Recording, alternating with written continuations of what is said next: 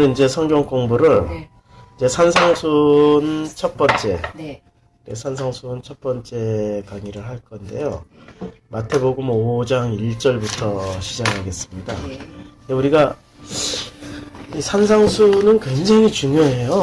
성경을 공부하는데 왜 중요하냐면 예수님이 살아생전에 길게 설교하신 그 곳이 딱 2번 있어요.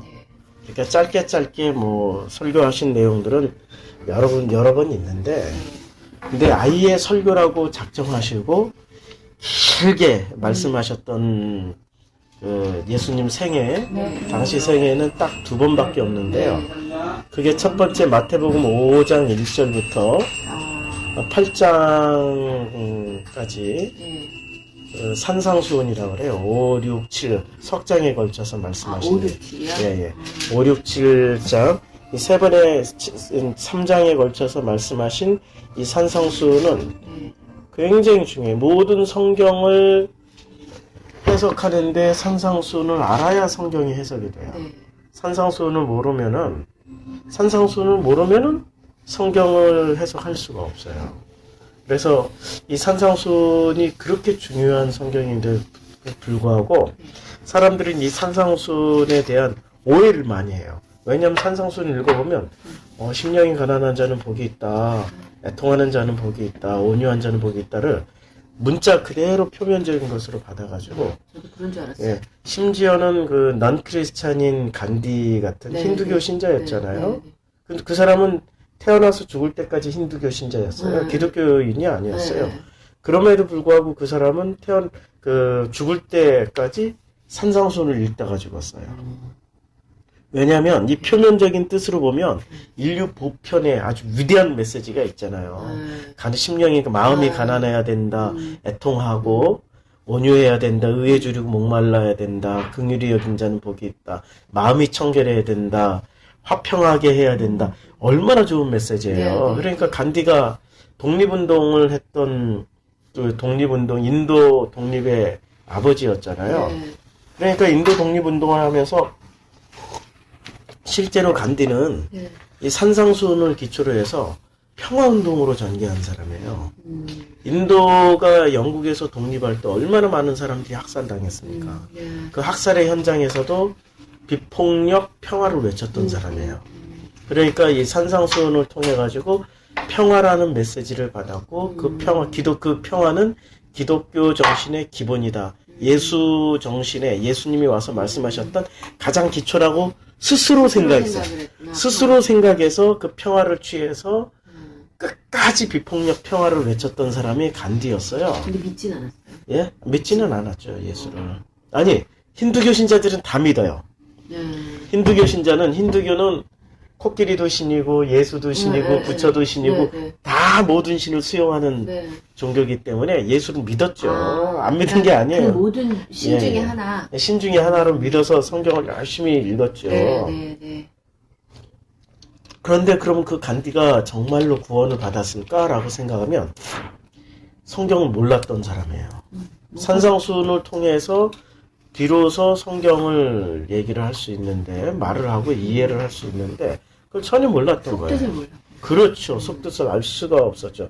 그러니까 이 산상수훈을 하실 때가 언제냐면은, 이게 마태복음 5장이잖아요. 그럼 마태복음 4장이 아주 중요한 사건이 하나 나와요. 마태복음 4장 1절부터 보면은, 4장 1절부터 그때 예수께서 성령에게 이끌려 마귀에게 시험을 받을사 광야로 가사 40일을 밤낮으로 금식하신 후에 줄이신지라 라고 나와요. 그래서 시험하는 자가 예수께 나와서 내가 만일 하나님의 아들이거든 이 명하여 이 돌들로 떡덩이가 되게 하라고 말씀하시잖아요. 그러니까 마태복음 4장에서는 어떤 사건이 일어나냐면 마귀에게 시험을 받아요. 40일 금식 중에 시험을 받는 장면이 나오고, 그리고 나서 비로소 5장에서 길게 설교를 하시는 거예요. 그러니까 이게 사역 초반부예요. 사역 초반부에 이 설교를 다 하신다라는 건, 이 설교를 하셨다라는 거는, 요한복음 1장에 보면은 말씀이 육신이 되어서 우리 가운데 거하셨다라고 말씀하시잖아요. 그리고 말씀이 육신이 되어서 오신 목적이 뭐냐면, 말씀이시니까 이분의 정체는 예수님의 정체는 말씀이시잖아요. 그러면 이 말씀이 무엇하러 오신 거죠? 말씀을 전하러 오신 거죠. 그러니까 드디어 말씀을 전하신 거예요. 마태복음 5장, 6장, 7장에서 이 말씀을 다 전하신 거예요. 그러니까 이 말씀은 구약 시대가 끝나고 신약 시대가 열리는 주님이 구약 시대를 총 정리해서 구약을 통해 가지고 새로운 세대가 왔다라는 것을 말씀하신 대표적인 설교예요. 그런데 우리는 이 설교를 속뜻으로 보질 못하고 간디 수준으로 그냥 겉뜻으로만 보고 살았던 거예요. 이제까지 우리가 교회에서 배운 거, 심령이 가난한 자는 복이 있다. 천국이 그들의 것입니다. 그러니까 심령이 가난하면 어떻게 해야 되냐? 우리는 뭐 그냥 이렇게 진짜 가난한 사람처럼 무소유로 살아야 된다. 그리고 이렇게 배웠잖아요. 그래서 무소유의 최고 정점은 누구냐라고 기독교에서 쭉 찾아보니까 프란체스코 신부다. 그럼 프란체스코 신부는 어디 소속입니까? 카톨릭 소속이었잖아요. 중세교회. 그 중세 그 썩은 기독교에 유일하게 청빈하게 사는 사람이거든요. 그러다 보니까 기독교에서의 최고의 모델은 프란체스코 신부가 됐고, 또 심령이 가난한 사람이 누가 있을까 하다 보니까 마더 테레사 같은 사람들이 그 심령이 가난한 사람이 뭐 표본이 됐을 것이고, 또 기독교 개신교 내부에서 찾아보니까 누가 있을까 했더니 슈바이처가 있고, 다행히 우리나라에서는 또 그 이태복 신부인가요? 그 울지마 톤즈 나오셨던 그 신부님 계시잖아요. 뭐 이런 분들이 심령이 가난한 자의 전형이 됐는데 다 보니까 놀랍게도 캐톨릭 신자들이야. 개신교 신자가 아니고. 그래서 눈을 돌려서 우리 내부로 또 다시 찾아보니까 무소유를 최고로 잘 말하고 잘 실천하고 왔던 사람이 한 분 계세요. 그분 이름이 법정 스님이세요. 그러니까 기독교 내부에서는 없는 거야. 우리 개신교에서는. 이렇게 심령이 가난한 자는 복이 있나니라는 것을 겉뜻으로만 살펴보니까 실제로 그것을 겉뜻조차도 실천하고 간 사람들은 없는 거야. 속뜻이 뭔지도 모르고. 그러니까 심령이 어떻게 가난하지나. 이걸 모르고 있는 거죠. 한 개만 더 여쭤볼게요. 예.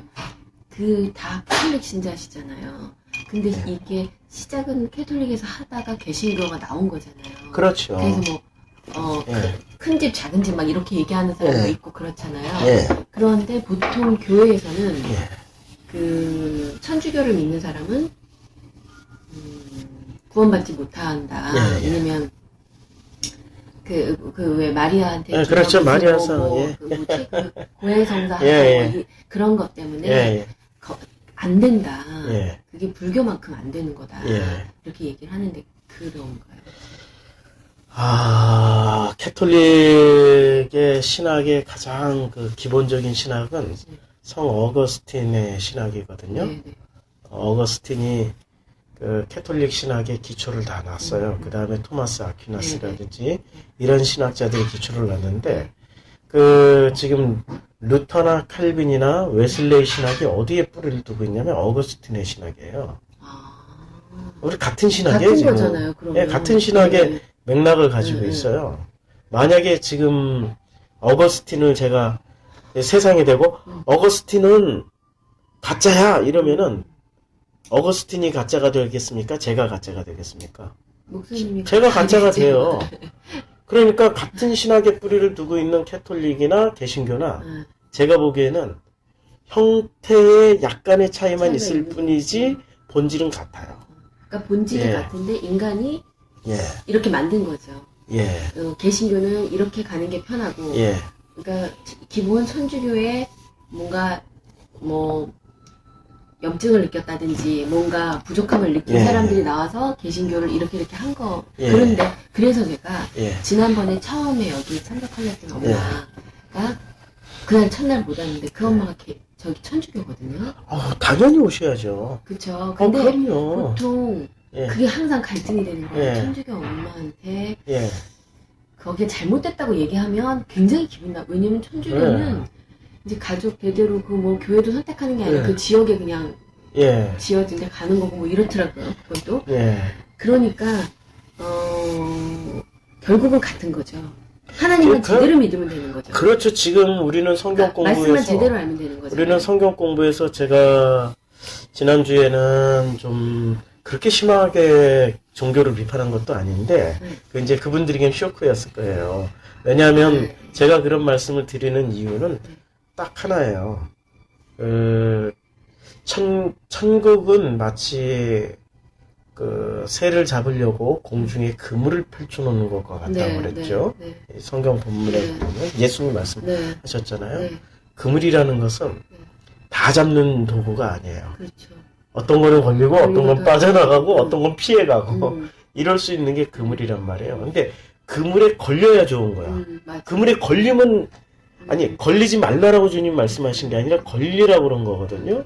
그 걸리는 얘기가 뭐냐면은 주님이 이 땅에 오셨을 때 화평을 주러 오신 것이 아니라 이게 주님이 불을 던지러 왔다라고 그랬어요. 그 불을 던진다라는 게 내가 알고 있는 것들이 다 진리가 아닌 것을 깨트리기 위해서 오신 거거든요. 그러니까 지금 마태복음 5장 산상수훈이 그 내용이에요. 네. 사람들이 가지고 있었던 고정관념이라는 게 있어요. 그 고정관념을 우리는 매뉴얼이라고 그러죠. 네. 이 매뉴얼은 학교를 통해서 배운 매뉴얼, 또 부모님을 통해서 어린 시절부터 하라, 하지마, 이거 하면은 참 좋은 사람 될 거야. 요거 하면 절대 안 돼. 부모에 따라 다르지만 대개 다 대동소이하게 선과 악의 기준에서 이렇게 다 가르쳐주는 그 매뉴얼이 있어요. 그리고 우린 친구들 사이에서 매뉴얼을 배우고, 그런데 그 매뉴얼대로 사면은 우리는 어떻게 생각하고 있냐면 기독교인이든 아니든 종교인이든 아니든 누구나가 다 매뉴얼대로 살아야 잘 살 것이다 라고 생각을 하고 있어요. 그래서 그 매뉴얼대로 쭉 살아가면서 양념으로 예수도 믿고 양념으로 부처도 믿고 이렇게 하면서 그 매뉴얼대로 기본 바탕은 매뉴얼이고 거기에 그 매뉴얼을 잘 풍성하게 살게 하기 위해서 종교를 선택하고 자기가 믿는 자기가 선택한 그 종교의 그 신에게 열심히 빌어요. 기도하죠. 그걸 기도라고 그래요. 그런데 그 매뉴얼이 깨져야만이 진짜 하나님이 누군지를 알고 그리고 내 정체가 뭔지를 알아요. 아니고 가장 중요한 게 내가 누군지 아는 것이 가장 중요한 거 아니에요? 내가 누군지를 알기 위해서 이제까지 인류사에서 철학이 그렇게 발달한 거고 철학의 모든 문제는 내가 누구지? 라고 묻는 거예요. 내가 누군가에 대한 답을 구하는 거고 종교의 모든 메시지는 내가 누군지에 대한 답을 구하는 거고 답을 주는 거란 말이에요. 그런데 내가 누구지라고 물어보면은 철학은 답을 어떻게 하냐면 스피노자는 어떻게 대답했습니까? 내일 지구가 멸망해도 나는 사과 한 그루의 사과나무를 심을 만큼 나는 내가 누군지 모르지만 그러나 눈에 보이는 게 전부야 라고 생각했던 게 스피노자고 내가 누구지라고 했을 때 헤겔은 정반합을 통해 가지고 마지막에 가이스트라는 절대정신이라는 게 나는 절대정신이야. 절대정신이라는 게 이제 칸트가 이야기하는 그 순수이성이라는 어떤 그런 나는 정말 내 정신만은 참 고귀하고 순수해라고 이렇게 사람들 착각을 하고 살아요. 절대 그러지 않아요. 그러니까 철학은 끊임없이 나에 대한 질문을 던지지만 자기를 어떻게 생각하냐면 굉장히 높여놔요. 굉장히 높여놓는데 성경은 딱 한마디로 얘기해요. 너는 선악과 품은 존재야. 창세기 3장 5절에 어떻게 얘기하냐면 그 선악과를 딱 거기 보았을 때 보암직도 하고 먹음직스럽기도 하고 탐스럽기도 하고 신처럼 되고 싶어서 그 선악과를 딱 취한 존재예요.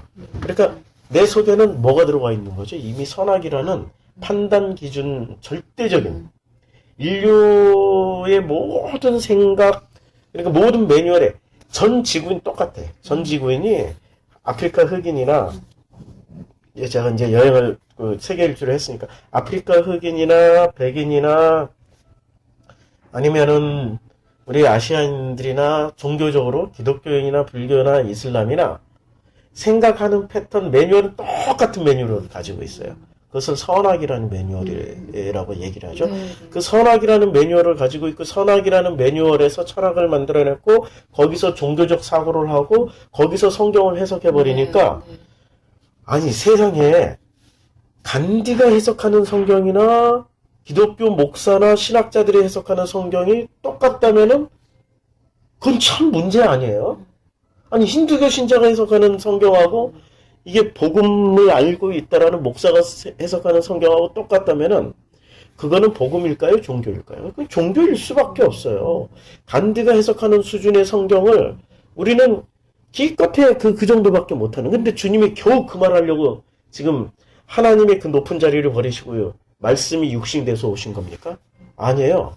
속뜻을, 본래의 뜻이 아닌 속뜻을 말씀하러 오셨는데, 우리는 그 속뜻을 놀랍게도 모르고 있어요. 네. 그래서 그 속뜻을 알기 위해서 산상수훈을 공부하는데, 이 매뉴얼 얘기가 나왔으니까, 이제 제일, 우리 사무엘상 16장 한번 볼까요?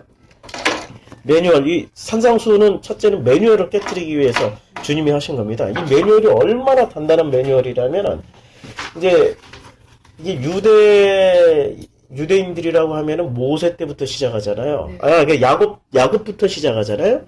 아브라함부터 시작해서 야곱에서 12지파가 형성됐고, 그 다음에 모세의 출애굽 사건으로 인해서 이스라엘이란 구체적인 민족이 형성이 됐어요. 그리고 그 민족이 형성되면서 그 광야에서부터 하나님을 정말 시스템을 가지고 잘 섬겼어요. 성막, 성전을 통해가지고 잘 섬겼는데, 사무엘상 16장에 보면은, 그런데 그들이 사무엘상 16장 정도에 오니까 이들이 매뉴얼을 가지고 있는 거예요. 그 매뉴얼의 정체를 사무엘상 16장에서 이 매뉴얼의 정체를 정확하게 폭로를 시켜줘요. 어떻게 폭로를 시켜주냐면 16장 1절에 여호와께서 사무엘에게 이르시되 내가 이미 사울을 버려 이스라엘을 왕 되지 못하게 하였거늘 내가 그를 위하여 언제까지 슬퍼하겠느냐. 너는 이제 뿔에 기름을 채워가지고 가라. 이게 이제 기름 부으라는 얘기예요. 내가 너를 베들레헴 사람 이새에게 보내리니 이는 내가 그의 아들 중에서 한 왕을 보았느니라. 그러니까 그의 아들 중에서 이제는 한 왕을 보고 이제 그 아들이 누구죠? 바로 다윗이잖아요. 네. 그 다윗에게 다윗을 왕으로 세우기 위해서 이제 사무엘을 보내는 거예요. 왜냐하면 뿔에다가 기름을 채워가지고 뿔이라는 거는 이 뿔의 의미는 이게 번제단이 이렇게 뿔이 있잖아요. 이 뿔이라는 거는 그리고 이 뿔은 마지막에 엘리압이 아니고 그 요압 장군이 이제 다윗이 죽으면서 솔로몬에게 명령을 하잖아요. 네. 유언을 해요. 너 반드시 좀 죽여줘야 될 사람이 있다. 요압은 반드시 좀 죽여줘라. 그리고 무비보셋은 죽이긴 죽여야 되는데 건수를 잘 만들어서 죽여라. 요압은 이유불문하고 먼저 죽여라. 이렇게 얘기를 했을 때 요압을 솔로몬이 자객을 보내는데 근데 요압이 어디로 피해요? 그 성막 안으로 피하고 그 뿔을 붙잡고 못 나간다고. 뿔이라는 거는 그 구원의 상징이자 사람의 생명을 살리고 죽이는 어떤 그 가장 큰 상징적 의미를 가지고 있어요. 그 뿔에다가 지금 기름을 보낸다라는 거는 그러니까 사람을 살리는 왕으로서의 그럼 누구를 상징하고 있죠? 예수를 상징하고 있죠. 그러니까 지금 예수님도 오신 게 왕으로 오셨잖아요. 네. 지금 여기서 왕을 또 세우시잖아요. 네. 새로운 왕. 네. 그러니까 예수님은 새로운 왕이 아니잖아요. 예수님은 새로운 왕이잖아요. 이제까지 왕들이 있었는데 그 중에 가장 새로운 왕, 유일무이하게 새로운 왕. 그거는 예수님이시잖아요. 이스라엘 역사에서 다윗과 같은 왕이 있었습니까? 유일무이한 왕이 다윗밖에 없었잖아요. 네. 그러니까 지금 다윗 얘기를 하는 게 아니라 실제로는 예수님 얘기하는 거예요. 이 뿔 하나를 가지고 16장 2절에서 사무엘이 이르되 내가 어찌 갈 수 있으리까 사울이 들으면 나를 죽이리이다. 뭐 이렇게 이제 얘기를 해요.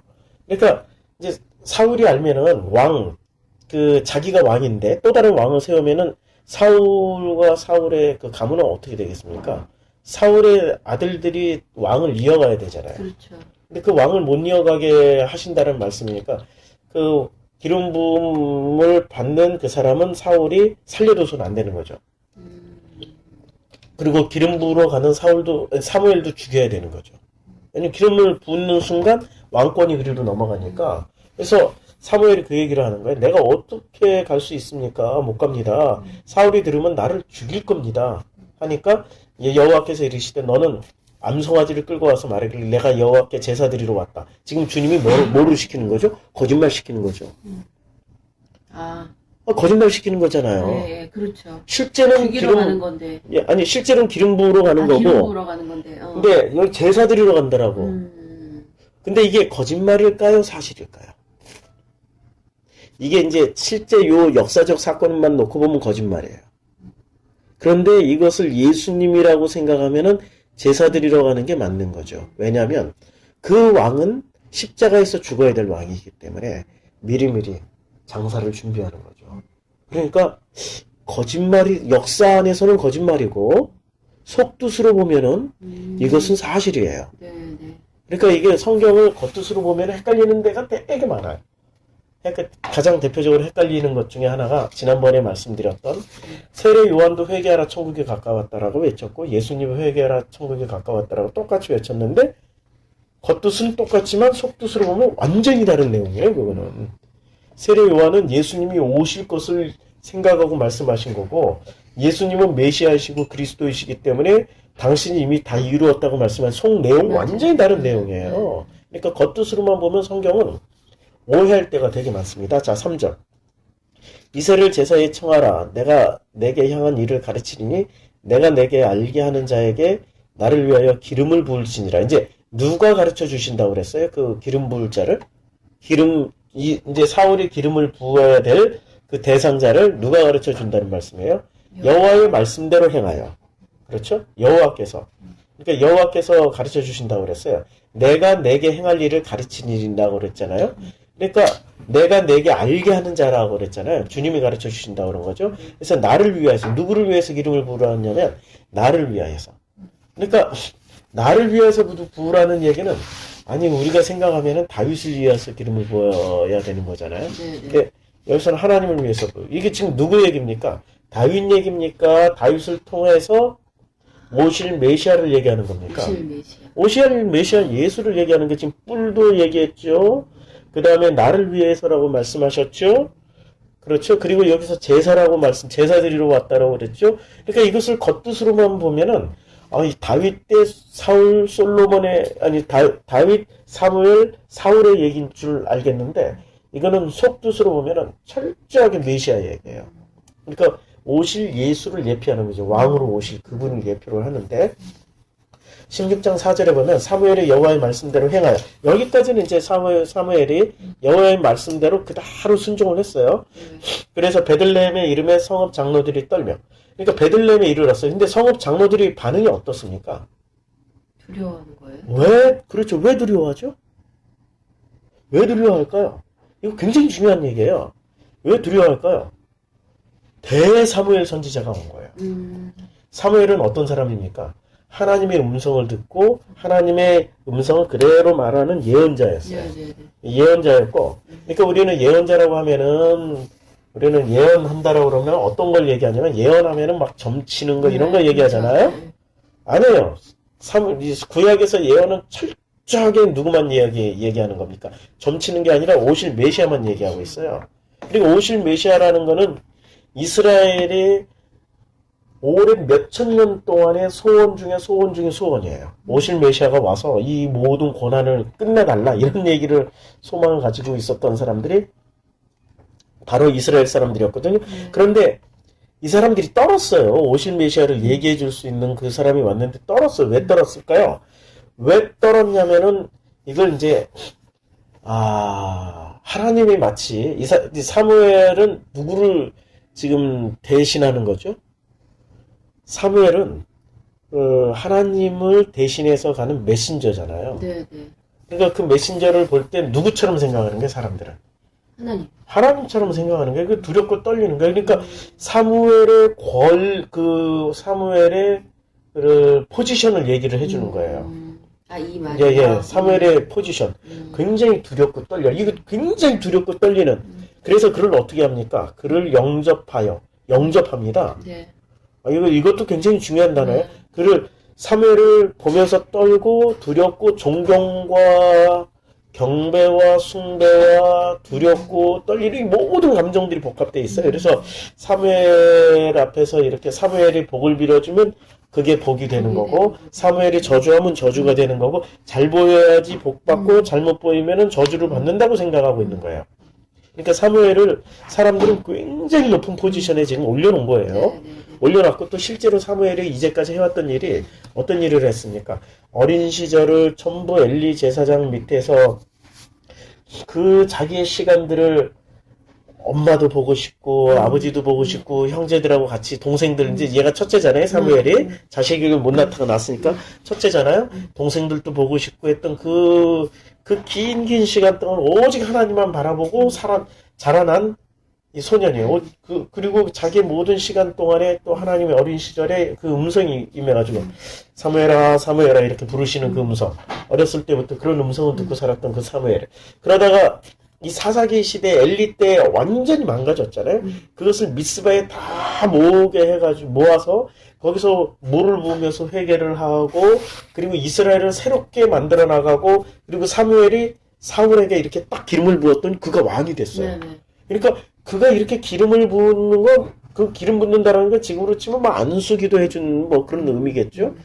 그러면 엄청난 역사가 일어나는 거야. 와, 그러면 이 베들레헴에 있던 성읍 장로들이 떨면서 나와서 그를 영접하면서 무슨 말을 했겠습니까? 우리 아들이 있는데요. 안수 축복기도 좀 해주세요. 얼마나 많이 했겠어요. 그러니까 그런 마인드로 지금 떨면서 그를 영접하는 거예요. 그의 영권, 그러니까 소위 말하는 요즘으로 치면 영권을 인정하는 거죠. 영적인 권능. 그러니까 이때도 사람들이 종교적인 사람들이었으니까 복음을 모르는 사람들은 항상 이렇게 돼요. 그러니까 그를 보면서 사무엘을 보고 막 떨고 그를 영접하고 막 이렇게 되는 거예요.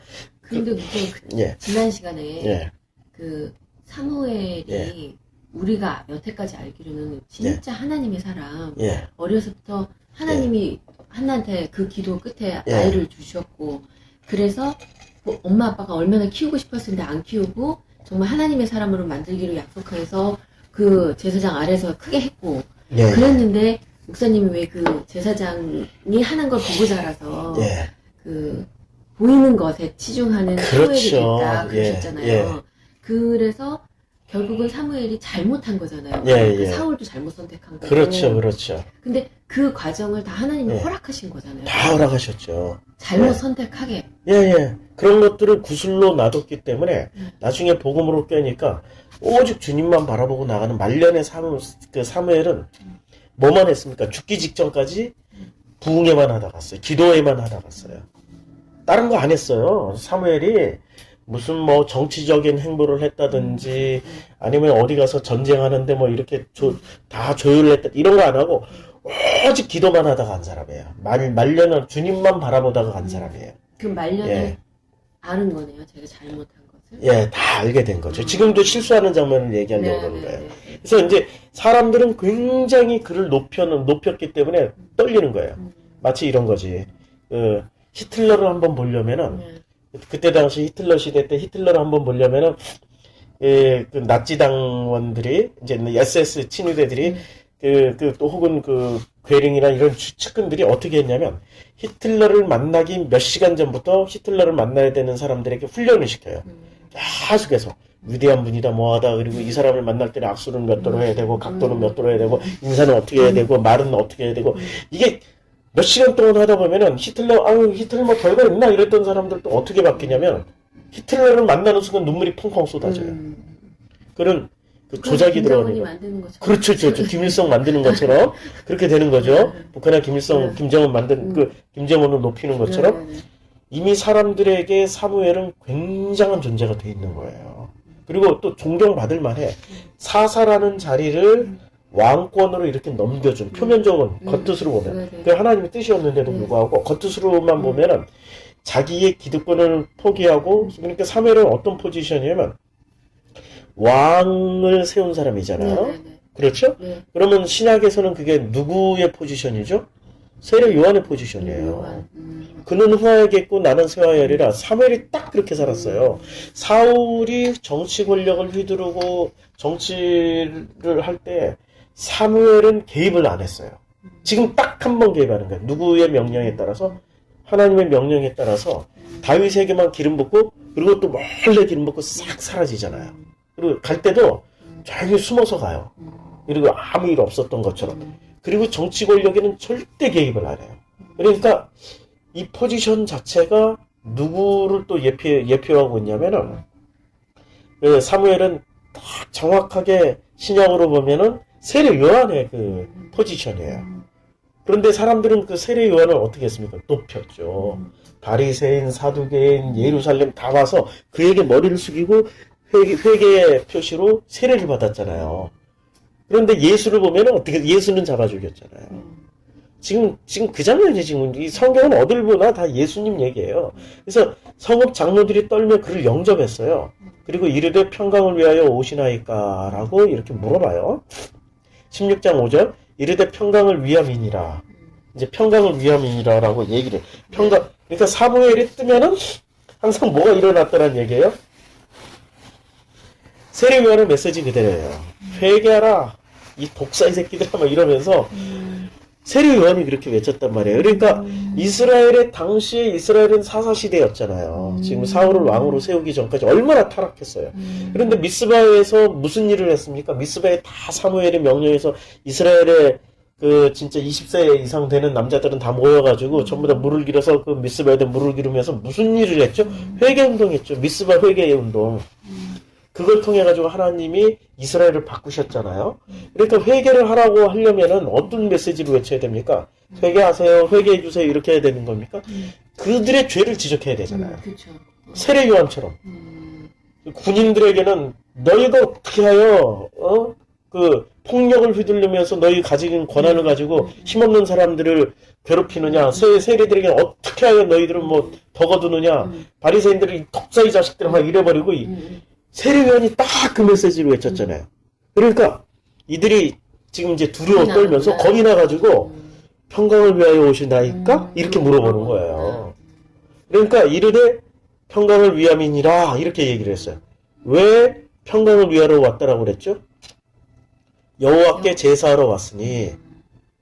근데 이게 제사하러 가라고 말씀하신 거는 하나님이시고 사무엘은 이때 제사를 지내러 간다라고 생각하고 온 거예요? 왕을 세우러 온 거예요? 왕을 세우러. 자기는 왕을 세우러 하는데 하나님이 제사 지내라고 그러니까? 아니, 그렇게 말을 하라고 그러니까 자기 속에는 지금 뭐가 충돌이 일어나는 거예요? 하나님의 말씀에 이제 순종을 하는 거야. 지금 이건 굉장한 순종이야. 자기 속에는 선악이 있어. 거짓말하면 안 되는데. 이제 우리 종교 수준에서는 절대 거짓말하면 안 되는데, 그리고 항상 정직해야 되는데, 오직 진실만 얘기해야 되는데, 그런데 하나님은 진실을 얘기하지 말고 거짓을 얘기하라고 그런 거예요. 그러면서 이해는 안 되지만 사무엘이 순종해요. 그러니까 여기서 나오는 구절 중에 아주 유명한 구절이 있어요. 유명한 구절이 두 개가 나오는데, 그 첫 번째는 이제 어떤 구절이 나오냐면은 16장 7절에 여호와께서 사무엘에게 이르시되 그의 용모와 키를 보지 말라. 내가 이미 그를 버린 내가 보는 것은 사람과 같지 아니하니 사람은 외모로 보거니와 나 여호와는 중심을 보느냐. 이게 이제 옛날 성경은 어떻게 돼 있냐면 그 사람은 외모를 취하지만 여호와 하나님은 그의 중심을 보신다. 이렇게. 그러니까 외모로 취하는 사람들과 중심을 보시는 하나님. 이거 굉장히 유명한 구절이잖아요. 그리고 또 하나의 유명한 구절은 뭐가 있냐면은 순종이 제사보다 낫다. 그게 어디서 나옵니까? 아마 요게 어디서 나올 거예요. 제가 지금 못 찾는데 아마 요 근처에서 나오는 성경 구절입니다. 예. 이게 순종이 제사보다 낫다는 말이 여기서 나오는 얘기예요, 지금. 이게 지금 사무엘이 이거는 우리는 그냥 평범하게 생각하는 구절이지만 이거 굉장한 갈등 속에서 하고 있는 거예요. 사무엘이 얼마나 많은 그 도덕 교육을 엘리에게 받았습니까? 엘리가 얼마나 도덕적으로 성경을 겉뜻으로만 해석해가지고 얼마나 도덕, 윤리, 선악의 기준에서 성경을 가르쳐놨어요. 그러니까 사무엘도 이것을 벗어나기에는 굉장히 많은 시간이 걸렸을 거예요. 그런 갈등이 있었을 거예요. 그런데 이 갈등을 지금 그 갈등의 선택을 누구 걸 선택하고 나가는 거죠? 하나님 말씀, 제사 드리라고 했으니까 제사 지낸다라는 그 하나님의 말씀을 바로 받아서 실제는 제사 지내러 가는 게 아니라 기름 부으러 가는, 왕을 세우러 가는데 제사 드리러 왔다. 이렇게 얘기를 하는 거예요. 사무엘은 이해를 못했어요, 이 장면을. 근데 신약에 와서는 이게 그대로 이루어진 거죠. 지금 왕의 기름을 부었지만은 그 기름 부음은 곧 무엇을 준비한 겁니까? 그래서 신약에서 예수님이 돌아가시기 직전에 어떤 여인, 이름 없는 여인이 와가지고 그 기름을 붓지 않습니까? 예수님의 발에. 그리고 자기의 머리카락으로 그 발을 닦아주잖아요? 그 장면인 거죠. 기름을 붓는다라는 거는 제사를 준비한다는 얘기예요. 그러니까 하나님 말씀은 정확하게 오르세요. 그런데 그것을 이해하지 못하면 거짓말로 이해를 하게 돼요. 하나님의 이 성경 말씀을 속뜻으로 이해하지 못하면 우리는 늘 하나님은 이상해. 성경은 거짓말하는 것 같아. 성경은 왜 이렇게 잔인한 장면이 나와? 아유, 하나님은 너무 잔인한 것 같아. 전부 이렇게 오해를 하게 돼요. 예수를 모르면 예수 그리스도를 제대로 이해하지 못하면은 성경에 나오는 대부분의 이야기들을 겉뜻으로 보고 겉뜻은 자기 매뉴얼로 보는 거잖아요. 자기 매뉴얼로 보면은 하나님은 잔인한 하나님이야. 이렇게 해서 하나님을 안 믿어버리는 사람들이 굉장히 많죠. 그 중에 머리 좋은 사람들. 그 대표적인 사람들이 버트란트 러셀이잖아요. 러셀 같은 사람은 천재예요. 그 사람은 그 머리 좋은 정말 그 한 시대를 풍미한 철학자. 지금도 사람들의 진짜 철학 공부를 안 하는 평범한 사람들도 버트란트 러셀은 다 알아. 근데 러셀이 그런 얘기했잖아요. 내가 왜 기독교인이 아닌지를 나는 기독교인이 아니다. 그리고 내가 기독교인이 아닌 이유를 얘기해 주겠다. 하나님은 너무 잔인하다. 그런데 이런 결론을 내기까지 그 천재 철학자예요. 이 사람은 진짜 이 현대 철학에 물꼬를 터준 사람이에요. 이 언어적인 측면에서 이렇게 이제까지의 철학을 집대성해서 언어로 이렇게 물꼬를 탁 터준 사람. 굉장한 철학자인데 이 철학자가 성경을 백독을 냈어요. 그러면 우리 같은 사람도 한 번 읽고 두 번 읽어도 이렇게 이게 이런 뜻이구나 라고 생각을 할 수 있잖아요. 근데 이런 천재가 성경을 백독했다면 얼마나 꼼꼼하게 제대로 방대한 주변 자료들을 신학책을 다 동원해서 학자가 읽는다라는 건 그냥 이렇게 눈으로 읽는 게 아니라 연구를 했다라는 거죠. 연구한 결과 하나님은 잔인해.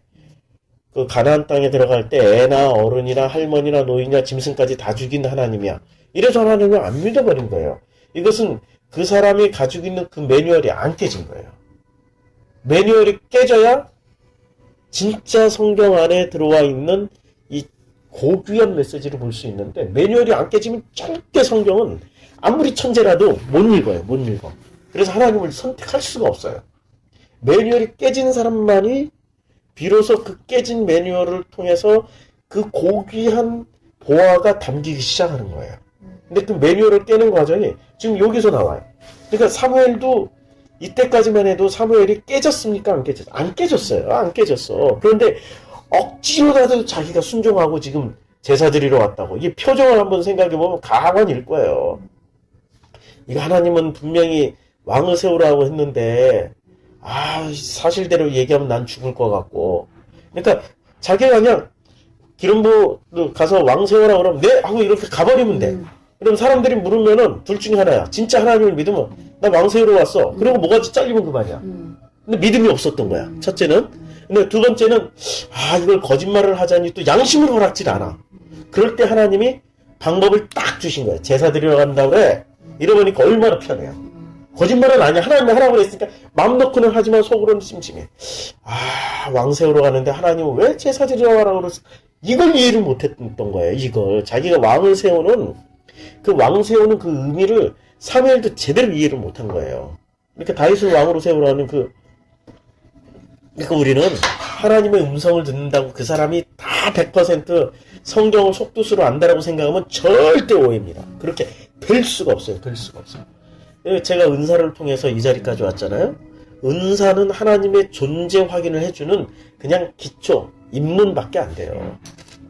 은사를 통해서 예언했더니 그대로 되더라. 이렇게 기도했더니 소경이 눈을 뜨더라. 제가 이제 경험한 몇 가지의 확실한 증거물들. 그랬더니 이대로 되더라. 그거는 내가 위대한가 보다 이게 아니고 진짜 하나님은 살아계시구나. 요 정도만 확인하면 돼. 그리고 그 다음으로 넘어가야 되거든요. 그 다음으로 넘어가야 되는데 그 다음으로 안 넘어가고 거기에 눌러앉아 버리고 주저앉아 버리면 성경의 속뜻으로 들어가는 게 아니라 우린 중요한 게 기적이나 이적이 아니에요. 이 세상 자체가 다 기적이고 이적이에요. 근데 진짜 중요한 거는 기적이나 이적이 아니라 속뜻을 알아가는 거예요. 성경의 속뜻을. 근데 사무엘이 드디어 이제 이때부터 속뜻을 알기 시작했어요. 다윗을 왕으로 세우면서부터 속뜻을 알기 시작해서 이때 이후로부터 사무엘의 모습은 철저하게 기도만 하고 삽니다. 예배만 드리고 살아요. 그 예배를 하나님이 사무엘이 이렇게 깨닫게 하시려고 처음부터 왕을 알려주셔도 되잖아요. 누구한테 기름 부어라. 근데 사울을 선택하게 내버려 두셨잖아요. 예. 맞아요. 여러 가지 목선이 있겠죠. 역사적으로 여러 가지 목선이 있고, 그리고 또 사무엘이 사울을 세우는 데는 처음에 사무엘을 세우는 데는 여러 가지 의미가 있는데 그 중에 하나가 어떤 사무엘을 깨트리기 위한 이런 목적도 있고 또 그 여러 가지 신약 성경에서 보면은 신약으로 해석하면은 여러 가지 이유가 있어요. 그거는 차츰. 그리고 이제 15절. 또 하나 사무엘이 사울이 왕으로 세워놨는데 잘못하고 있는 걸 알았을 텐데. 그렇죠. 가만히 놔둔 거는 그러면 겁이 나서요? 아니면 여호와가 아무 말씀 안 하시니까? 말씀을 안 하셨으니까 가만히 있는 거지. 그리고 사무엘이 의외로 겁이 많았어요. 진짜 겁 많은 사람이에요. 지금 여기 보면. 그렇죠. 겁나니까 사울이 날 죽일 것이다라고 두려워서 떨고 있잖아요. 근데 믿기는 믿은 것 같아요. 왜냐면 보통 사람이면 자기가 세운 왕이니까 자기가 개입을 했을 것 같거든요. 보통 인간이라면. 막 정치 개입도 하고 뭐 그랬을 텐데. 어쩌고 하고. 그랬는데 그거를 전혀 안 한 거 보면 믿기는 믿고 두려운 마음이 있었는데 확신이 없었던 거죠. 그렇죠. 지금은 사무엘도 발전 과정 중에 신앙의 성장 과정 중에 있었던 사람이지 완성된 사람이 아니에요. 우리는 언제 쓰임 받냐면 완성돼서 쓰임 받는 게 아니에요. 과정 중에 있을 때 쓰임 받는 거니까 김 집사님이 이렇게 또 성경 공부에 한 명이라도 더 데려오려고 하는 게 과정 중에서라도 쓰임 받는 거예요, 지금. 꼭 이게 완성이 돼서 쓰임 받는 집사님이 또 이런 자리에서 이렇게 참석하시면서 함께 성경 공부 이게 다 쓰임 받는 자리예요. 이걸 제가 이제 표현하면 구슬을 만드는 과정이야. 근데 이 구슬을 많이 만들어 놓은 사람은 많이 만들어 놓은 사람 중에 대표적인 사람이 누가 있냐면 두 사람이 있어요. 첫째는 사도 바울. 구슬을 많이 만들었는데 못 깨니까 그 구슬 가지고 이렇게 기독교인들이 때리는 일을 해. 때려 죽이는 일을. 근데 그 구슬을 복음으로 딱 깨고 나니까 그 꿰어진 구슬을 가지고 이제는 그는 당하는 일을 해요. 다니엘을 보세요. 다니엘이 구슬을 얼마나 어린 시절에 다니엘은 귀족으로 살았고 또 바벨론에 끌려가서 죄송합니다. 바벨론에 끌려가서도 이 다니엘은 고급 교육을 받았어요. 왕궁에서 하는 예루살렘 유대라는 조그만 나라의 교육 시스템에서 바벨론이란 대제국에 아주 그야말로 대제국을 통치할 수 있는 고급 교육을 받았어요. 그때 당시에 무슨 학문, 철학, 전술, 온갖 교육을 다 받았겠죠. 마키아벨리즘도 공부했을 거고, 다 공부를 했을 거예요. 철학부터 시작해가지고 정치 철학 다 공부를 했을 그가 많은 것을 알고 있을 때 하나님이 어떻게 다 깨워줍니까? 하나님이 깨워주는 그 모멘텀이 어디냐면은, 불 속에 들어가라, 사자굴 속에 들어가라. 이런 걸로 결정적으로 확 바뀌게 만들어요. 그런 어떤 모멘텀을 주셔가지고 그걸로 탁 꿰어지니까 다니엘이란 이름이 어느 순간 이렇게 쓱 사라져요. 이게 복음이 딱 꿰어지면 있잖아요. 전면 무대에서 성경에서 하나님이 이렇게 쓱 뺍니다. 참 신기하게 쓱 빼고 사라지게 만들어요. 주님이 다 복음을 다 말씀하신 후에는 역사라는 무대에서 사라지잖아요. 예수님은 역사라는 무대에서 사라지고 누가 오십니까? 그 자리를 대신해서 성령이 오시는 거죠. 그게 패턴이에요. 이게 사무엘이 이 16장을 기준으로 해서 자기의 일을 다 하고 슬쩍 이렇게 사라져요. 사무엘이 슬쩍 사라져가지고 어디서 무슨 일만 하냐면은 기도만 해. 바뀌어요. 사무엘이 엄청 바뀝니다. 엄청나게 바뀌는데 16장 5절에 이르되 평강을 위함이라 내가 여호와께 제사로 왔으니 스스로 성결하게 하고 와서 나와 함께 제사하자 하고 이새와 그의 아들들을 성결하게 하고 제사에 청해요. 그러니까 지금 이 장면의 16장 5절은 완벽하게 거짓을 위한 세팅을 하는 거죠. 예. 그러니까 쇼를 하고 있는 거예요. 쇼를. 그러니까 왕을 세우기 위한 쇼를 하는데 그 쇼의 일환으로 뭐가 동원된 겁니까? 제사 예배가 동원된 거예요. 예배도 쇼를 위해서 동원될 수 있다. 근데 누가 허락해 주신 거예요? 겉뜻으로 보면 하나님이 허락해 주신 거예요. 그렇게 이 세상의 선악 기준이 우리가 가지고 있는 매뉴얼을 지금 하나님이 우리가 가지고 있는 매뉴얼을 깨트리고 있는 거예요, 지금. 매뉴얼을 깨트리는데 그 매뉴얼을 깨트리는 본래의 목적은 뭡니까? 예수 그리스도를 가르쳐 주시기 위해서 매뉴얼을 깨뜨리신 거예요. 근데 그 매뉴얼이 안 깨진 사람 대표 1인이 한 사람이 있어요. 그게 사무엘이에요. 그러니까 사무엘 16장 6절에 바로 이제 안 깨진 장면이 바로 나타나요. 16장 6절에 보면 그들이 오매 그들이 누굽니까? 이새와 그의 아들들이죠. 네. 이새와 그의 아들들이 오는데 사무엘이 엘리압을 보고 마음에 이르기를 이제 자기 마음이에요. 이거는 자기 마음에 이르기를 여호와의 기름 부으실 자가 과연 주님 앞에 있도다 하였더니 그러니까 여호와의 기름 부으실 자 그러니까 하나님이 왕으로 세우실 자가 엘리압을 딱 보자마자 엘리압이구나. 엘리압이구나라고 그냥 자기가 찜해버린 거예요. 근데 엘리압이구나라고 찜하는 기준이 뭐였습니까? 외모였어요. 16장 7절에 여호와께서 사무엘에게 이르시되 그의 이제 이게 사무엘이 무슨 기준으로 선택했는지 하나님이 말씀해 주신다. 그의 용모와 키를 보고 결정한 거예요. 용모와 키라는 거는 여기서 용모, 외모 이거는 전부 다 이게 잘생긴 것을 얘기하는 게 아니고 용모라는 건 무슨 얘기냐면은 다윗이 얼굴이 붉고 무슨 다니엘이 준수하고 잘생겼고 요셉이 준수하고 잘생겼다 이런 얘기는 전부 다 무슨 얘기냐면 사람 눈에 보기 좋은 것들이에요. 보기 좋다라는 얘기예요. 보기 좋다라는 얘기는 토브라는 단어 안에는 하나님이 보시기에 좋았더라. 이 토브라는 단어를 쓰는데 토브 안에는 보시기 좋았더라. 사람들이 이제 창세기 6장에는 사람들의 딸들이 보기에 참 아름답더라. 그러니까 아름답다, 보기에 좋다, 자기 눈에 좋다, 이런 선하다 이런 내용들이 다 들어가 있는 거예요. 그러니까 사무엘은 아직도 사람을 판단하는 기준이 내면 세계였습니까? 외면 세계였습니까? 외면, 눈에 보이는 거예요. 눈에 보이는 걸로 판단했어요. 그러니까 사울을 선택한 기준이 뭐였을까요? 사울을 왕으로 선택한 기준이. 용모와 키를 보고. 그러니까 키가 이스라엘에서 제일 컸어. 사울의 키는, 그래서 사울의 키를 묘사하잖아요, 성경은. 네네네. 어떻게 묘사하죠? 어깨 하나, 머리 하나 더 있더라고. 모든 이스라엘 사람들이 요만해. 근데 머리 하나가 떡 솟아났어, 사울이. 그걸 고다로 빼다 박은 사람이 지금 엘리압이었어요. 큰아들.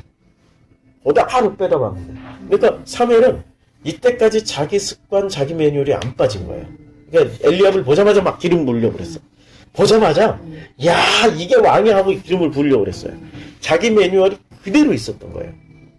근데 그 매뉴얼과는 반대로 하나님은 다른 매뉴얼을 가지고 계셨어요. 다른 매뉴얼을 어떻게 말했냐면은 그의 용모와 키를 보지 말라. 내가 이미 그를 버렸노라. 이미 그를 버려버렸어요. 이건 너무 심한 얘기 아닌가? 네. 그를 버렸다. 이거 참, 이거, 그러니까, 버렸다. 버림 당했다라는 얘기처럼 이렇게 이거는 진짜 저주죠. 그래서 이 저주가 어떻게 이루어지냐면, 다시 왕이 됐어요. 그리고 제국을 통일하고 그리고 왕 중에 이스라엘의 전무후무한 그런 왕이 됐어요. 다윗이 왕이 되면은 다윗이 이제 그 제국의 왕이잖아요. 이제 주변국을 다 점령해 버렸으니까 그럼 총독도 보내야 되지, 거기 관리자도 보내야 되지, 거기 중요한 국고에 뭘 맡는 사람들을 다 세워야 되는데 누구를 세우죠? 처음부터 모르는 사람은 안 세워요. 처음부터 자기 가족들부터 세워요. 믿을 만한 놈부터 세워놓는데, 형들이 7이었잖아요. 7형 중에 6형들 자녀들 다 쓰고, 형들도 다 써요. 그 다음에 누나도 있었고, 누이도 있었어요. 그 아들들도 다 써요. 근데 오직 한 사람의 자녀들은, 그 사람과 그의 자녀들은 아예 안 썼어요. 누구였냐면, 엘리압과 엘리압의 자녀들은 아예 안 써버렸어요. 엘리압을 정말로 싫어했어요. 그러니까 정말로 싫어했다라는 것은 요 말이 이루어진 거야. 내가 이미 그를 버렸노라. 왜 싫어해? 하나님이 이미 그를 버렸다니까요. 그러니까요. 이미 그를 버렸어요. 하나님이 버렸기 때문에 이제 그 버렸다라는 그 말씀이 다윗에게 그대로 이루어져요. 다윗이 그걸 실천해버려요. 그리고 왜 엘리압이 버림당한 짓을 했냐면 17장 가면 바로 나와요. 17장 몇 절이냐면 17장에 이제 그 17장 13절에 보면 그 장성한 세 아들은 사울을 따라 싸움에 나갔어요. 싸움에 나간 세 아들의 이름은 장자 엘리압이요. 엘리압이 앞장섰어요. 그 다음은 아비나답이요. 셋째는 삼마며. 아비나답과 삼마의 아들들은 다윗에게 중용이 됐어요. 아들들은. 그런데 엘리압은 절대. 근데 싸움에 나갔을 때 잘 생각해보세요. 이때는 유다하고 북이스라엘이 통일된 상황이니까 통일이 안 돼 있었어요. 남북이 분열돼 있었어요.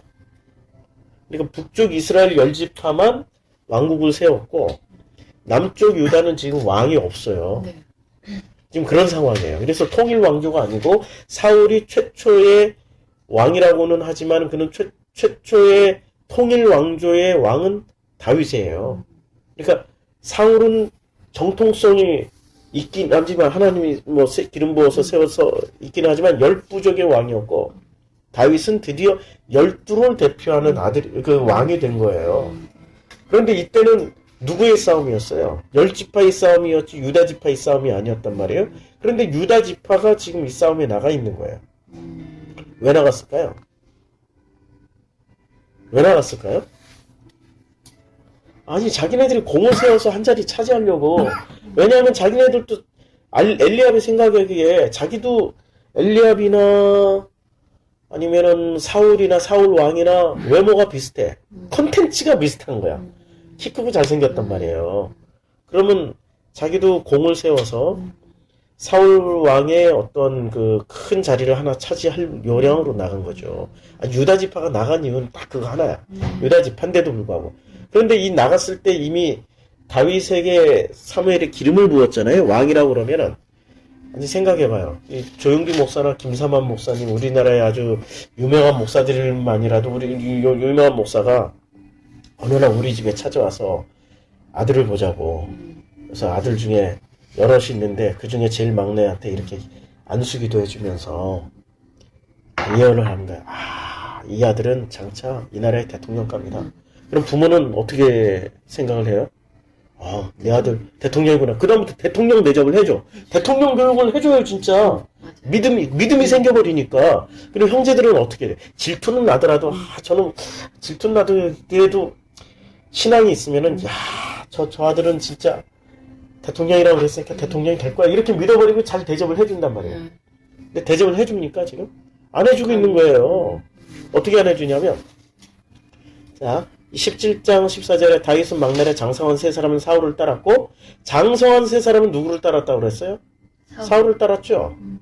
그런데 다윗은 사울에게로 왕래하며 베들레헴에 근데 이때 다윗은 어떻게 됐어요? 사울에게 왕래를 하고 있었어요. 네. 무슨 왕래를 하고 있었습니까? 사울에 가서 사울이 악신 들려가지고 이렇게 그 기도해 줄 사람이 필요했던 거예요. 그 찬양한다라는 게 기도한다라는 거거든요. 굉장한 측근이었어요. 네. 그러면 누구한테 제일 먼저 와이를 써야 돼? 사울한테 직접 갈 게 아니라 다윗한테 와이를 써야 되는데 네. 다 무시하고 자기네 힘으로 왕의 눈에 띄겠다고 한 사람들이에요. 이 세 사람은. 얼마나 믿음이 없습니까? 교만합니까? 그러니까 하나님이 나는 그를 이미 버렸다라고 말씀하신 그 말씀이 그대로 이루어져요. 그리고 이제 그 블레셋 사람들로 이제 싸우고 있을 때 이게 다윗이 뭘 가져갑니까? 17장 10절에 이새가 그의 아들 다윗에게 이르되 지금 내 형들을 위하여 이것도 지금 이새도 다윗에 대한 믿음이 있어요? 없어요? 없죠. 형들이 지금 우선순위야. 왜냐면 이새조차도 아버지조차도 매뉴얼이 있는 거야. 누구랑 똑같은 매뉴얼?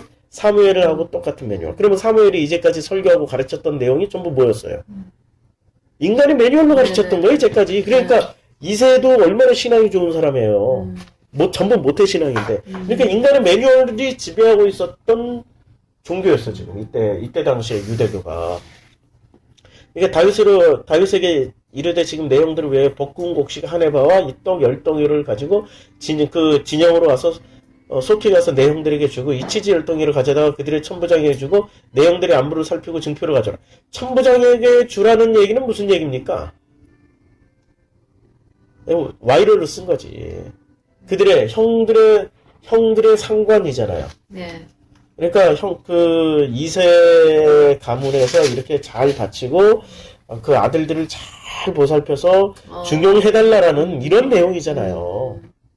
이 부탁을 왜 다윗에게 해요? 다윗이 사울 근처에 측근이었기 때문에 왔다 갔다 하니까 다윗이 이렇게 주면서 와이러를 쓰면, 그러니까 아버지는 이 다윗을 뭐 정도로 생각했냐면 이렇게 중간에 브로커 정도로만 생각한 거야. 형들을 위한, 형들을 키우기 위한 브로커 정도로만 생각하고 있는 거예요.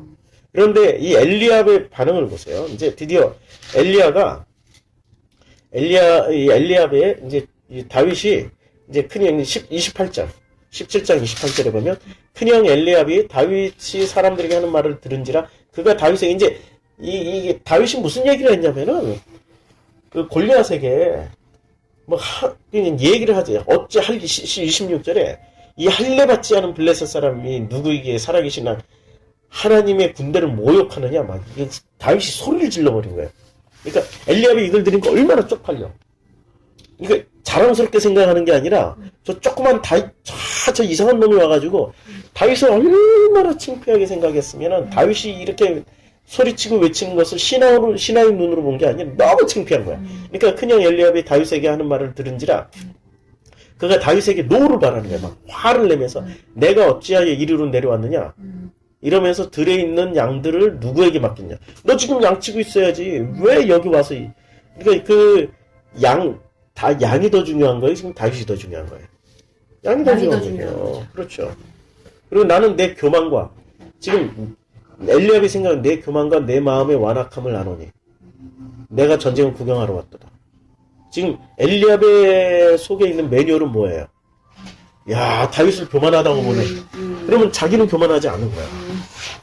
그러니까 엘리압도 매뉴얼이 있었고 사무엘도 매뉴얼이 있었고 이새도 매뉴얼이 있었고 다 매뉴얼이 있었다는 얘기예요. 그러니까 이 매뉴얼이 결국엔 뭘 못 보게 만드는 거죠? 하나님을 못 보게 만든 거야. 지금 본질인 하나님을 보지 못하게 만들고 그냥 본질인 하나님을 봤다면 어떻게 하겠습니까? 엘리압이 다윗이 왕으로 세움을 받은 거예요. 네. 그러면 엘리압은 그 다음부터 무슨 짓을 하면 되는 거죠? 자기 매뉴얼을 다 깨트리고 났으면은 자기 매뉴얼을 없애고 나면은 누구한테 붙어야 돼요? 당연히 다윗한테 붙어야 되는데 매뉴얼을 그대로 가지고 있으니까 사울한테 갔고 그 매뉴얼을 그대로 가지고 있으니까 다윗을 뭐라고 평가를 해요? 교만하고 건방진 자식이라고 평가를 하는 거죠. 사람들은 매뉴얼대로 생각을 해요. 매뉴얼대로 종교생활을 하고 그 매뉴얼이 깨지지 않으면 절대로 어떤 종교를 가지고 있든지 간에 하나님을 만날 수가 없습니다. 매뉴얼이 깨져야만이 하나님을 만날 수가 있어요. 매뉴얼이 안 깨지면 하나님이 바로 우리 눈앞에 있고 내 안에 있어도 느끼질 못해요. 알 수가 없어요. 알 수가 없어. 그래서 이 매뉴얼이 깨지는 이제 그 장면을 보면은 이제 뭐 16장 8절부터 또 보면은 이새가 아비나답을 아비나답이 아까 둘째 아들이었죠. 이제 그 17장에 보면은 엘리압, 아비나답, 삼마 이렇게 첫째, 둘째, 셋째가 나오잖아요. 이새가 아비나답을 그러니까 이 아버지가 생각했던 최고의 아들들은 누구냐면은 엘리압, 아비나답, 삼마예요. 나머지는 부르지도 않아. 이름도 거론 안 해. 그러니까 이 아버지로서는 이 첫째, 둘째, 셋째가 아버지의 마음에 너무 쏙 드는 거야. 왜냐면은 사무엘이 가르쳤던 그 매뉴얼식 종교의 기준을 가지고 자기의 자녀들을 교육했고 자기도 그렇게 신앙생활을 했고 그 기준에 의해서 보니까 너무나 이 첫째, 둘째, 셋째가 너무 마음에 쏙 드는 거야. 나머지 넷째, 다섯, 여섯, 일곱째, 여덟째, 지금 다윗이 여덟째잖아요. 이 여덟째까지는 마음에 하나도 안 들어. 그래서 이 아비나답을 오게 했어요. 아비나답을 불러 사무엘 앞을 지나가야 하며 사무엘이 이르되 이도 여호와께서 택하지 아니하셨다.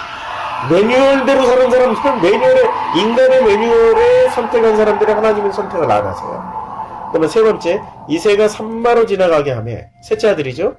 사무엘이 이르되 여호와께서 택하지 아니하셨다. 인간의 매뉴얼 대 하나님의 매뉴얼이 딱 충돌하는 장면이에요. 지금 인간의 매뉴얼은 무익해요. 내가 지금 이 땅에서 잘 먹고 잘 살고 모든 것들로 증거를 삼아서 정말 하나님께 영광 돌리고 내가 잘 되는 이 포지션을 가지고 이 돈을 가지고 하나님 섬기고 해도 하나님 그것을 외모로 본다라는 거야. 하나님 그것은 너의 외모야. 나는 너희들이 중심을 본다니까. 중심을 본다니까. 그 중심을 보시는 하나님이세요. 근데 우리는 끝까지 매뉴얼을 가진 그 매뉴얼로 외모를 보고 사는 사람들이에요. 자, 11절에 보면, 아니 10절에 보면, 이새가 그의 아들 7을 다, 이제 셋째까지 이름이 나오고 넷째부터 이름이 안 나와버려요. 네. 그의 아들 7을 다 사무엘 앞으로 지나가게 하나 사무엘이 이새에게 이르되 여호와께서 이들을 택하지 아니하셨느니라 하고 11절 또 사무엘이 이새에게 이르되 내 아들들이 다 여기 있느냐? 라고 물어요. 내 아들들이 다 여기 있느냐? 그럴 때 이새가 뭐라고 대답하냐면 이새가 이르되 아직 막내가 남았는데 그는 양을 지키나이다. 이게 지금 뉘앙스 잘 생각. 아직 막내가 하나 있긴 한데 그놈이 어떻게 왕이 될 수 있습니까? 인간의 매뉴얼로 보면 다윗은 철저하게 왕의 감이 아니에요. 왕감이 아니야. 철저하게 그 종교의 매뉴얼, 인간의 매뉴얼, 사람의 매뉴얼로 보면은 왕이 될 사람은 엘리압 첫째, 둘째 아비나답, 셋째 삼마야. 그리고 더더군 이제 그래도 부족하지만 넷째, 다섯째, 여섯째, 일곱째까지 다 보여줬는데 차마 다윗까지는 생각을 안 했던 거예요. 근데 또 없느냐 할 때 아버지가 세상에 아버지가 이렇게 평가하거든요. 하나 있긴 한데 아 참 이러고 있는 거지. 하나 있긴 한데 그때 사무엘이 11절에 이렇게 얘기를 해요. 또 사무엘이 이새에게 이르되 내 아들들이 다 여기 있느냐? 이새가 이르되 아직 막내가 남았는데 그는 양을 지키나이다. 양치를 보내버린 거예요. 아주 그냥 멀리. 사무엘이 이새에게 이르되 사람을 보내어 그를 데려오라. 그가 여기 오기까지는 우리가 식사 자리에 앉지 아니하겠노라. 이거 아니 사무엘이 왜 이렇게 극단적인 방법? 그가 올 때까지 나는 밥 안 먹겠다 이런 얘기를 한 거예요. 그러니까 아버지 마음에 이새가 데려오겠다라고 대답을 한 거예요. 아예 괜찮아. 그거 아무것도 아니에요. 잃어버리니까 지금 사무엘이 극단적인 방법을 취한 거야. 데려올 때까지 나 밥 안 먹겠다 그러니까 이새가 어떻게 해? 대선지자 사무엘이 지금 이 베들레헴의 성읍 장로들이 막 두려워서 떨고 있는 그리고 막 그 몸둘바를 몰라 하는 이 대선지자가 밥도 안 먹고 이러게 있겠다 그러니까 어떻게 해? 마지못해 보내버리는 거야. 마지못해 사람을 보내서 다윗을 데려왔어요. 12절 이에 사람을 보내 이제 마지못해 보낸 거예요.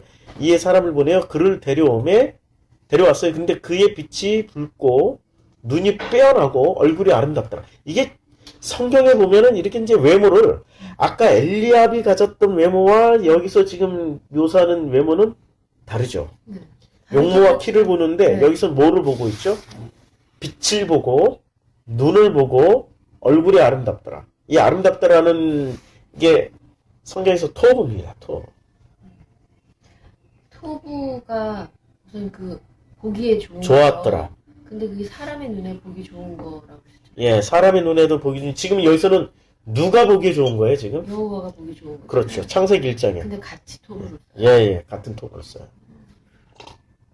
그러면 다윗은 이제 왜 하나님한테 이렇게 그 낙점을 받았을까요? 이유가 뭘까?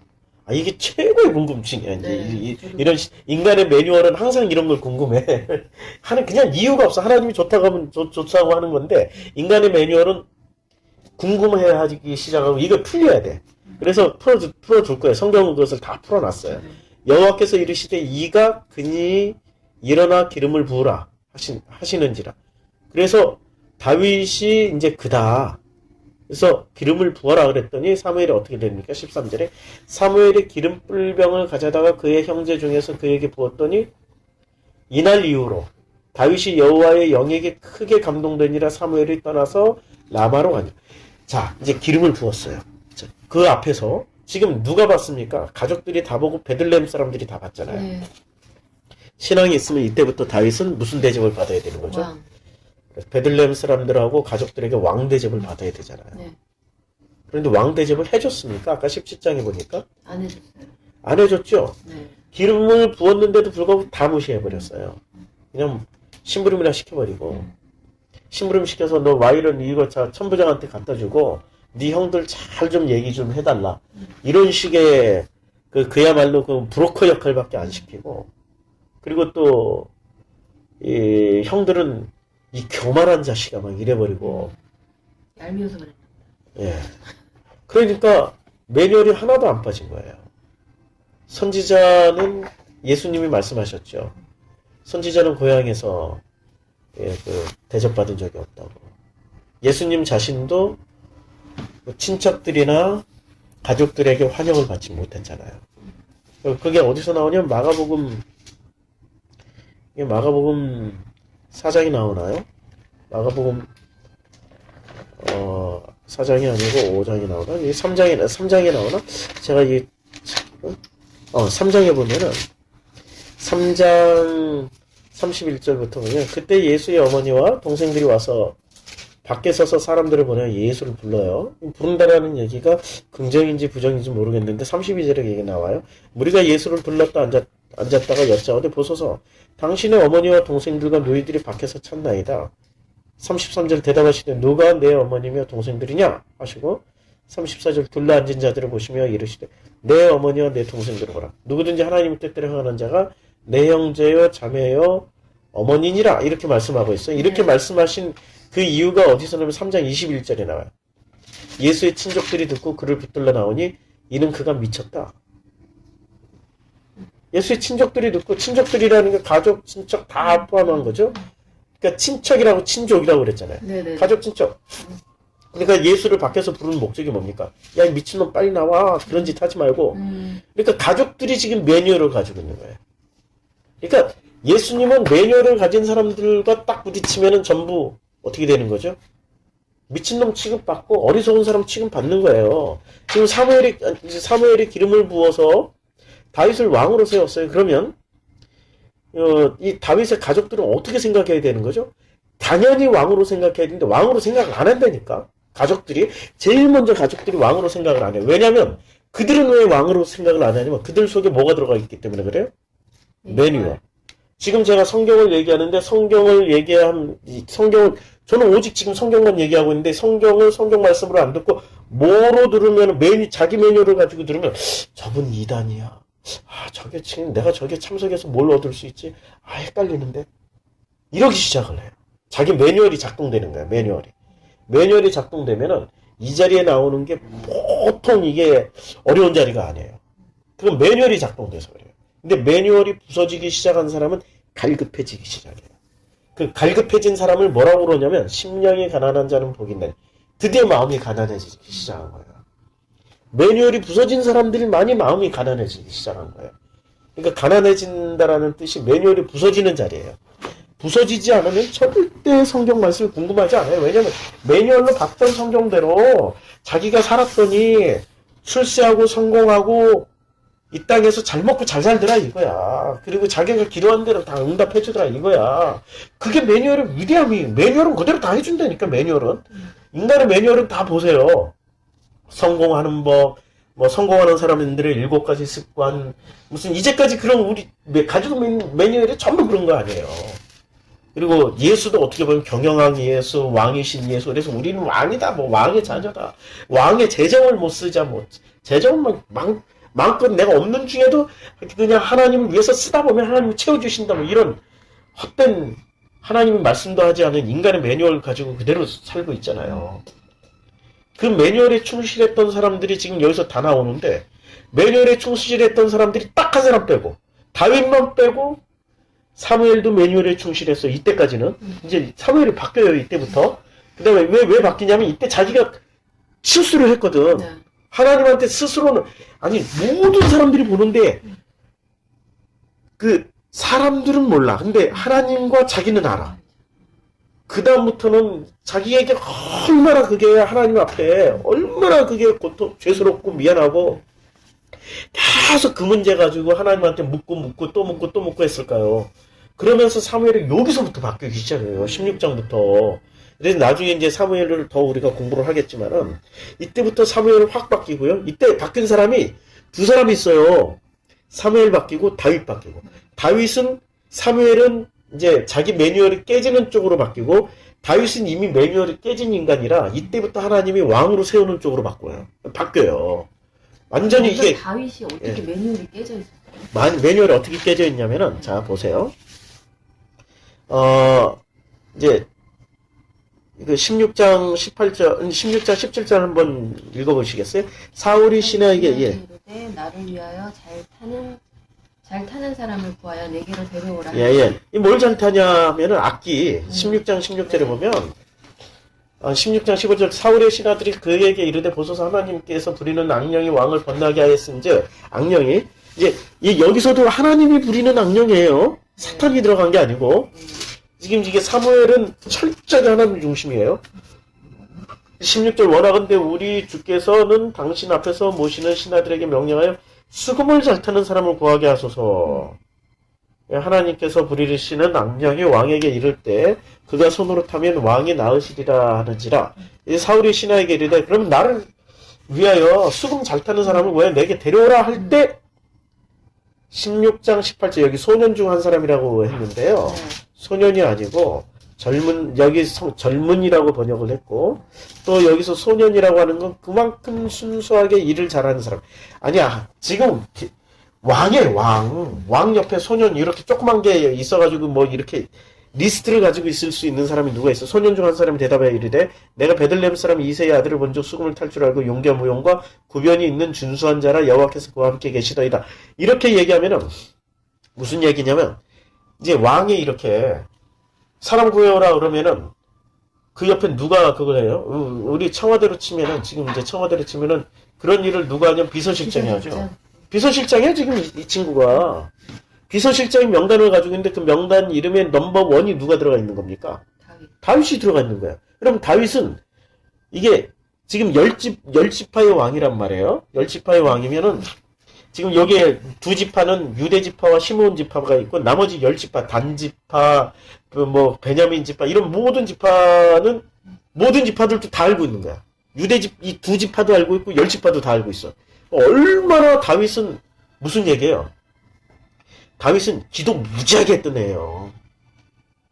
기도 엄청나게 했던 거예요. 그러니까 여기 지금 기도 많이 한 사람 데려오라는 얘기잖아요. 찬양을 잘하는 사람 데려오라는 얘기는 이때 당시에 찬양은 기도에 영역 있는 사람 데려오는 얘기 아니에요. 지금 악령이 씌었으니까 악령을 쫓아줄 사람들, 그 악령에서 편안하게 해줄 사람은 무슨 얘기예요? 기도에 영역이 있고 말씀을 잘할 수 있는, 잘 아는 사람 데려오라는 얘기인데 그때 소년 다윗을 선택한 거예요. 이때 소년이지 얘가 다 큰 게 아니에요. 지금 다윗이. 소년이에요, 소년. 근데 그 조그만 애가 어떻게 이렇게 간택될 수 있었을까? 요게 아까 읽었던 17장에 요 얘기 나와요.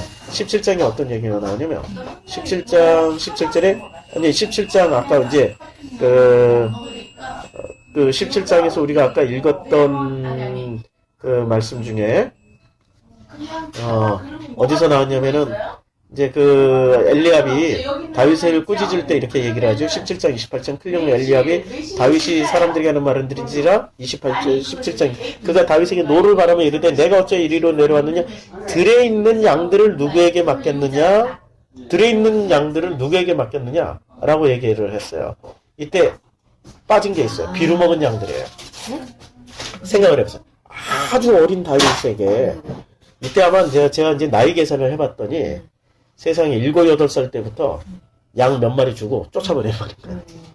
그러면 양을 몇 마리 주고 쫓아보냈다라는 거는 이게 지금 무슨 얘기입니까? 아니 그 어린 놈이 양을 갖다가 양을 치러 가면은 그것도 변별한 양을 준 게 아니야. 병들고 비루 먹은 양들이에요. 병들고 비루 먹은 양이 없어져도 되는 거야. 왜냐하면 애가 무슨 양을 치겠어.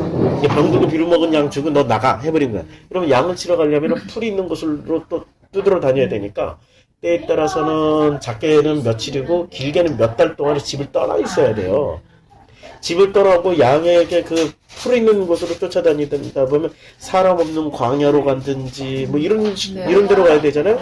그럼 낮에는 괜찮아. 밤에는 얼마나 무서워요. 이 양들이 먹잇감이잖아. 늑대가 노리고 있고 낮에는 곰이 노리고 있고 낮에는 사자가. 그래서 어떻게 해요? 이 양들을 칠 때 다윗이 어떤 고백을 합니까? 곰의 입에서 양을 자기가 뺏어오고 사자의 입에서 양을 뺏어왔다고 그랬어요. 실제로 곰이나 사자가 다윗이 치고 있던 양들을 잡아먹기도 했다는 얘기야. 생각을 해보세요. 어른도 아니고 그 소년 때에 곰이나 사자가 덤비면은 얼마나 무서워요. 그리고 한밤중에 얼마나 늑대가 막 으르렁으르렁 대고 늑대가 울부짖고 할 때 얼마나 고통스럽습니까? 이런 상황에서 걱정하지 마세요. 집중하세요. 하나님께서. 근데 이런 상황에서 하나님이 그 이제 다윗은 의지할 때가 누가 있어요? 아버지를 의지하겠어요? 형들을 의지하겠어요? 형들한테 전화 걸어서 형 나 무서워 좀 와서 도와줘 이런다고 형들이 올 형들이에요? 어차피 이러면 가서 죽어도 되는 놈이야. 지금 아버지도 이 일곱 아들들만 해도 귀찮아 죽겠어. 이러면 없어져야 될 놈이기 때문에 있으나마나한 놈으로 쳐버린 거예요. 그러니까 양도 있으나마나한 양을 준 거예요. 그러니까 시편 23편에 여호와는 나의 목자신이라고 얘기를 하잖아요. 네네. 다윗이 고백이거든요. 네네. 여호와는 나의 목자신 내가 부족함이 없으리로다 라는 이 고백을 이 시절에 이 고백이야. 그러니까 자기는 진짜 힘이 없어. 약해. 아무것도 할 수 없어. 정말 조그만 소년이야. 낮에는 곰이 와서 낮에는 사자가 곰이 와서 밤에는 늑대가 울부짖어 그 몇 마리 안 되는 양들을 잡아갈 때 그 양을 누구라고 생각했겠습니까? 자기의 유일한 친구요, 자기의 유일한 가족이요, 눈물로 그 양을 위해서 기도를 했던 다윗이에요. 근데 그 기도를 하다 보니까 어떤 일이 생겨요? 아니, 이 10살도 안 된 소년이 사자하고 싸워서 이게 불가능합니다. 곰한테서 그 자기 양을 뺏어, 아니, 보통 이렇게 진짜 성인 양측이라도 사자가 잡아갔으면 아이, 됐어. 한 마리 잡아갔으니까 나머지 안 잡혔다 이러고 위로를 하는데 반드시 가서 빼내와야 되는 사명감. 그러니까 지금 다윗은 매뉴얼이 다 깨진 거야. 양측의 매뉴얼들 다 깨지고 양측의 매뉴얼 조그만 한 마리 잡아갔으면 됐어. 나머지 양이라도 잘 쳐야 돼. 이런 매뉴얼을 가지고 있는 게 아니라 그 양은 누구예요? 나야 나. 자기의 외로움과 고통과 아픔과 자기의 그 절박함을 함께 나누는 유일한 친구들이고 바로 나 자신이라고 생각을 했기 때문에 반드시 그들은 빼내와야 돼. 그렇지 않고는 그런 사명감을 가질 수가 없어요. 모든 매뉴얼이 깨져버린 거예요. 매뉴얼을 깨트리는 그 자리가 어떻게 해서 깨졌냐면 철저하게 외롭고 철저하게 무섭고 철저하게 고통스러운 자리에서 오직 누구만 의지하게 된 거예요? 여호와 하나님. 그게 기도였어요. 그게 찬양이었고 그게 예배였어요.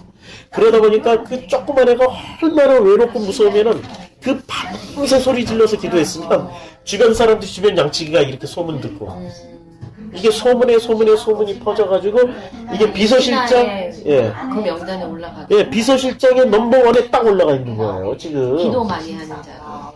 그렇죠. 기도의 의미를 어떻게 했겠어요? 기도 하나님 나 잘되게 해주세요. 하나님 나 출세하게 해주세요. 이런 매뉴얼의 기도를 했습니까? 아니에요. 하나님 이 양은 바로 납니다. 하나님 이 양을 도와주세요. 눈물 나지 않아요? 그게 지금 예수님이야. 예수님이 99마리 양 대신 한 마리 양을 지금 찾으러 가시는 그 예수님 모습 아니에요? 매뉴얼이 다 깨져버린 거예요. 지금 다윗은 그때 당시에 사무엘의 매뉴얼, 아버지 이새의 매뉴얼, 베들레헴 장로들의 매뉴얼, 형들의 매뉴얼을 안 가지고 있어요.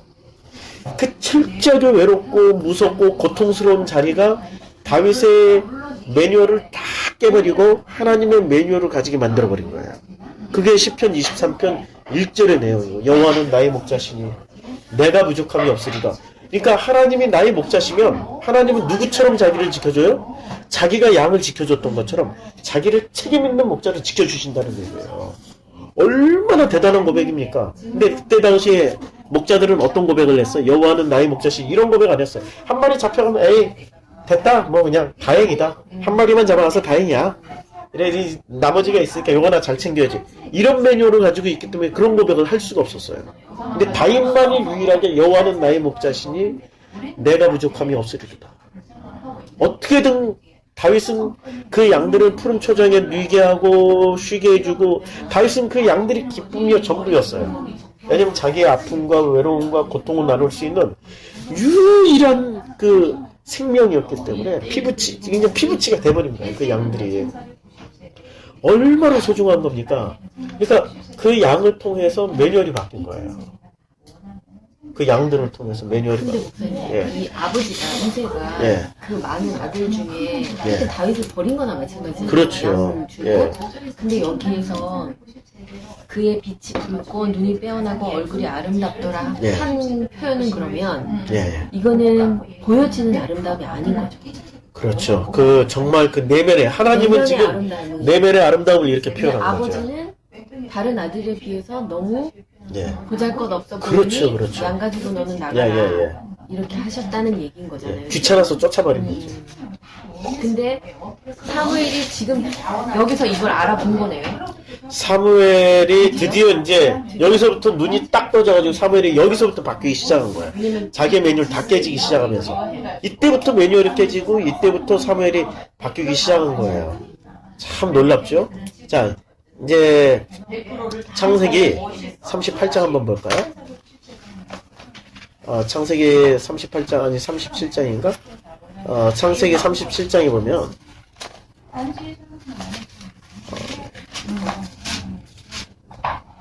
37장에 그 37장 21절부터 37장 18절부터 창세기 37장 18절부터 이런 말씀이 있습니다. 요셉이 그들에게 가까이 오기 전에 그들이 요셉을 멀리서 보고 죽이기를 꾀해요. 지금 형들이 요셉을 죽이기로 꾀하고 있어요. 서로 이르되 야 꿈꾸는 자가 오는도다. 자 그를 죽여 한 구덩이에 던지고 우리가 말하기를 악한 짐승이 그를 잡아먹었다 하자. 그의 꿈이 어떻게 되는지를 우리가 볼 것이니라 하는지라. 지금 이 장면이 어떤 장면이에요 지금? 다윗을 미워하고 다윗을 싫어하고 다윗을 광야로 내보내서 저 새끼는 저거 아니 사자가 양만 잡아먹습니까? 사람도 먹잇감이지. 곰이 뭐 양만 잡아먹어요? 사람도 먹잇감이죠. 가서 죽으란 얘기예요 지금. 이게 인간의 매뉴얼을 가지고 있는 사람들은 진짜 하나님의 사람들을 어떻게 보는 거죠? 죽어야 될 대상자로 보는 거예요.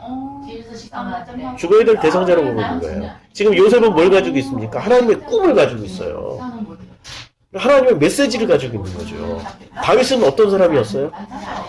그 외롭고 무섭고 고독하고 처절한 상황을 오직 하나님만 바라보고 있었던 그 다윗. 인간의 매뉴얼이 다 깨진. 이렇게 자기네들하고 가치관이 다르니까 좋게 말해서는 4차원으로 보는 거야. 아 저거 짜증나는 4차원이야. 지금 요셉을 지금 뭐로 보고 있죠 형들이? 아 저거 짜증나는 4차원. 말만 입만 열었다면 뭐 헛소리만 해. 이렇게 보기 시작하는 거야. 자기네들 매뉴얼로 사람을 판단하면 철저하게 그렇게 판단을 할 수밖에 없어요. 성경 전부 얘기해. 그러니까 예수를 지금 사람들이 뭐로 보고 있는 거죠? 예수를. 아까 그 마가복음 3장에서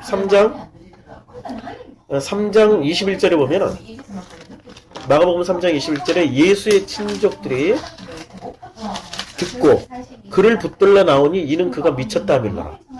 그러니까 이게 무엇이 충돌하는 장면입니까? 매뉴얼과 매뉴얼이 충돌하는 거예요. 하나님의 매뉴얼 대 인간의 매뉴얼이 충돌하는 거예요. 그러니까 인간의 매뉴얼은 반드시 하나님을 볼 때, 이 성경 말씀을 볼 때, 진짜 성경 말씀에 속뜻이 딱 들려지면은, 인간 매뉴얼을 가지고 있는 사람들은 어떻게 반응을 하죠? 말도 안 돼. 저거 미쳤다. 저거 죽여버려야 돼. 이렇게 하는 거예요. 그러니까 인간 매뉴얼의 최고봉을 가진 사람들이 누굽니까? 바리새인들이에요. 그래서 마가복음 3장 22절에 이렇게 얘기를 하죠. 마가복음 3장 22절에 바로 이어서 가지고, 예루살렘에서 내려온 서기관들은 그가 바알세불이 집혔다 하며 또 귀신의 왕을 힘입어 귀신을 쫓아낸다 하니 지금 예수를 뭐라고 표현하고 있습니까? 바알세불 집혔다. 그러니까 바알세불 귀신의 왕이라고 얘기하는 거예요. 귀신이다. 마귀다. 이렇게 얘기하는 거예요. 마귀다라고. 그러니까 인간의 매뉴얼을 강하게 가지고 있는 사람들일수록에 성경 말씀을 속뜻으로 풀어내는 사람, 풀어주고 있는 사람들을 뭐라고 표현하냐면, 저거 이단인데, 저거 마귀인데, 저 귀신인데, 이렇게 표현을 해요. 그러니까 같이 어울릴 수가 없는 거죠. 그래서, 오늘 본문이 마태복음 5장 하려고 그랬는데, 마태복음 5장 1절에 보면, 예수께서 무리를 보시고 산에 올라가 앉으신 제자들이 나온지라. 근데, 마태복음 5장 바로 전에 4장 마지막 절에 어떻게 또 표현하고 있습니까? 4장 마지막 절 4장 25절에 갈릴리와 데가볼리와 예루살렘과 유대와 요단강 건너편에서 수많은 무리가 따라요. 그러니까 이건 지금 놀라운 장면이에요. 갈릴리와 데가볼리와 예루살렘과 유대와 요단강 건너편에서 지금 이제 예수님 인기가 절정에 이르는 거예요. 지금 엄청나게 많은 사람들이 따르고 있었어요. 그런데 5장 1절에서 예수께서 무리를 모시고 산에 올라가 앉으시니 누가 나왔어요? 제자들만 딱 부르신 거예요. 그 모든 무리들을 다 부르신 게 아니에요. 선별해버리신 거예요. 왜 선별했을까요?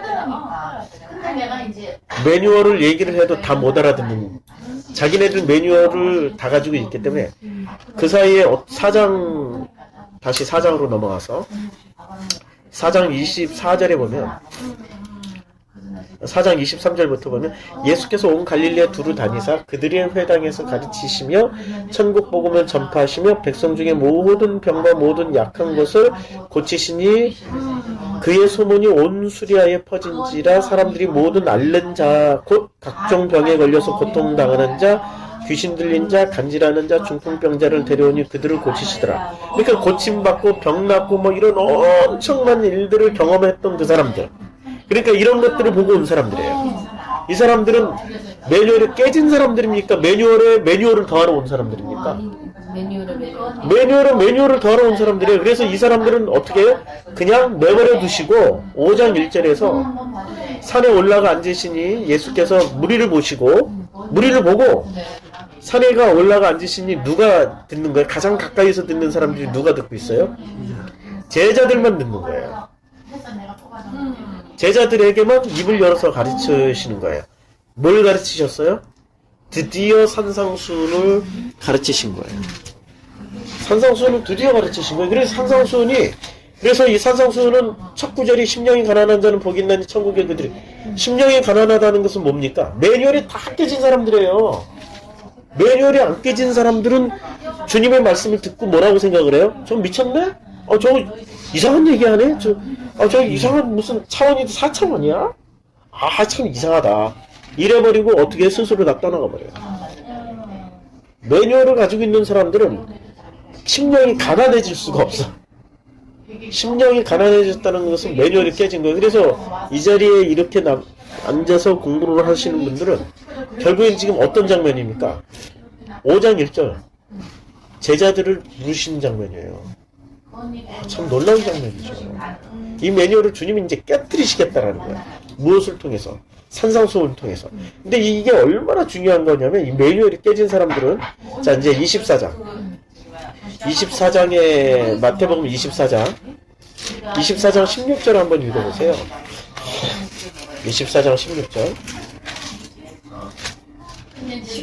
예. 마태복음 24장 16절. 그때 유대에 있는 자들은 산으로 도망할지어다. 야, 여기서 보면은 참 놀라운 얘기가 나와요. 산으로 도망가라고 그랬어요. 그러면 우리는 진짜 산으로 도망가려고 그래, 진짜. 근데 그런 얘기일까요? 무슨 얘기죠? 산으로 도망가라는 얘기는 뭡니까? 산상수훈으로 도망가라는 얘기예요. 5장에 있는 산상수훈, 지금 산에서 말씀하셨죠? 그 산으로 도망가서 산에서 했기 때문에 산상수훈이잖아요. 그 산으로 가라는 얘기예요. 그 산에서 뭘 들으라는 얘기예요? 산상수훈을 읽으라는 얘기예요. 왜 산상수훈을 읽어요? 이 종말장이잖아요. 24장이. 마태복음 24장이 종말장이에요. 종말의 때의 산상수훈을 통해서 매뉴얼이 깨진 하나님의 매뉴얼, 인간의 매뉴얼이 아닌 하나님의 매뉴얼을 알으란 얘기예요. 그래야 비로소 그 사람에게 그 종말의 때에는 구원의 길이 열린다는 얘기죠. 이게 지금, 그래서 우리가 이 산상수훈이 굉장히 중요한 거예요. 산상수훈은 무엇을 깨트리는 거예요? 첫째, 내가 가지고 인간의 매뉴얼을 깨트리는 성경이에요.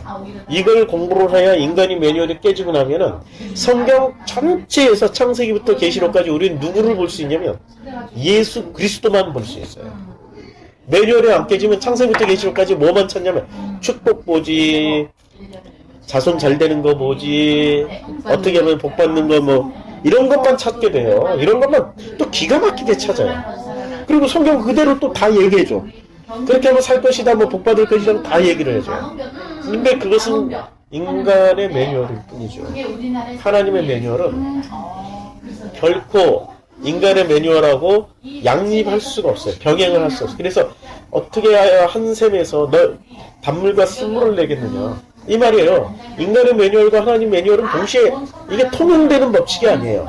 그리고 하나님의 것과 인간의 것이 충돌해서 둘 중에 하나가 없어져야 돼. 차든지 덮든지 하라는 그 얘기가, 그 말씀이 차든지 덮, 인간의 매뉴얼을 가지고 있든지 하나님 매뉴얼을 가지고 둘 중에 하나를 가지고 있으라는 얘기지.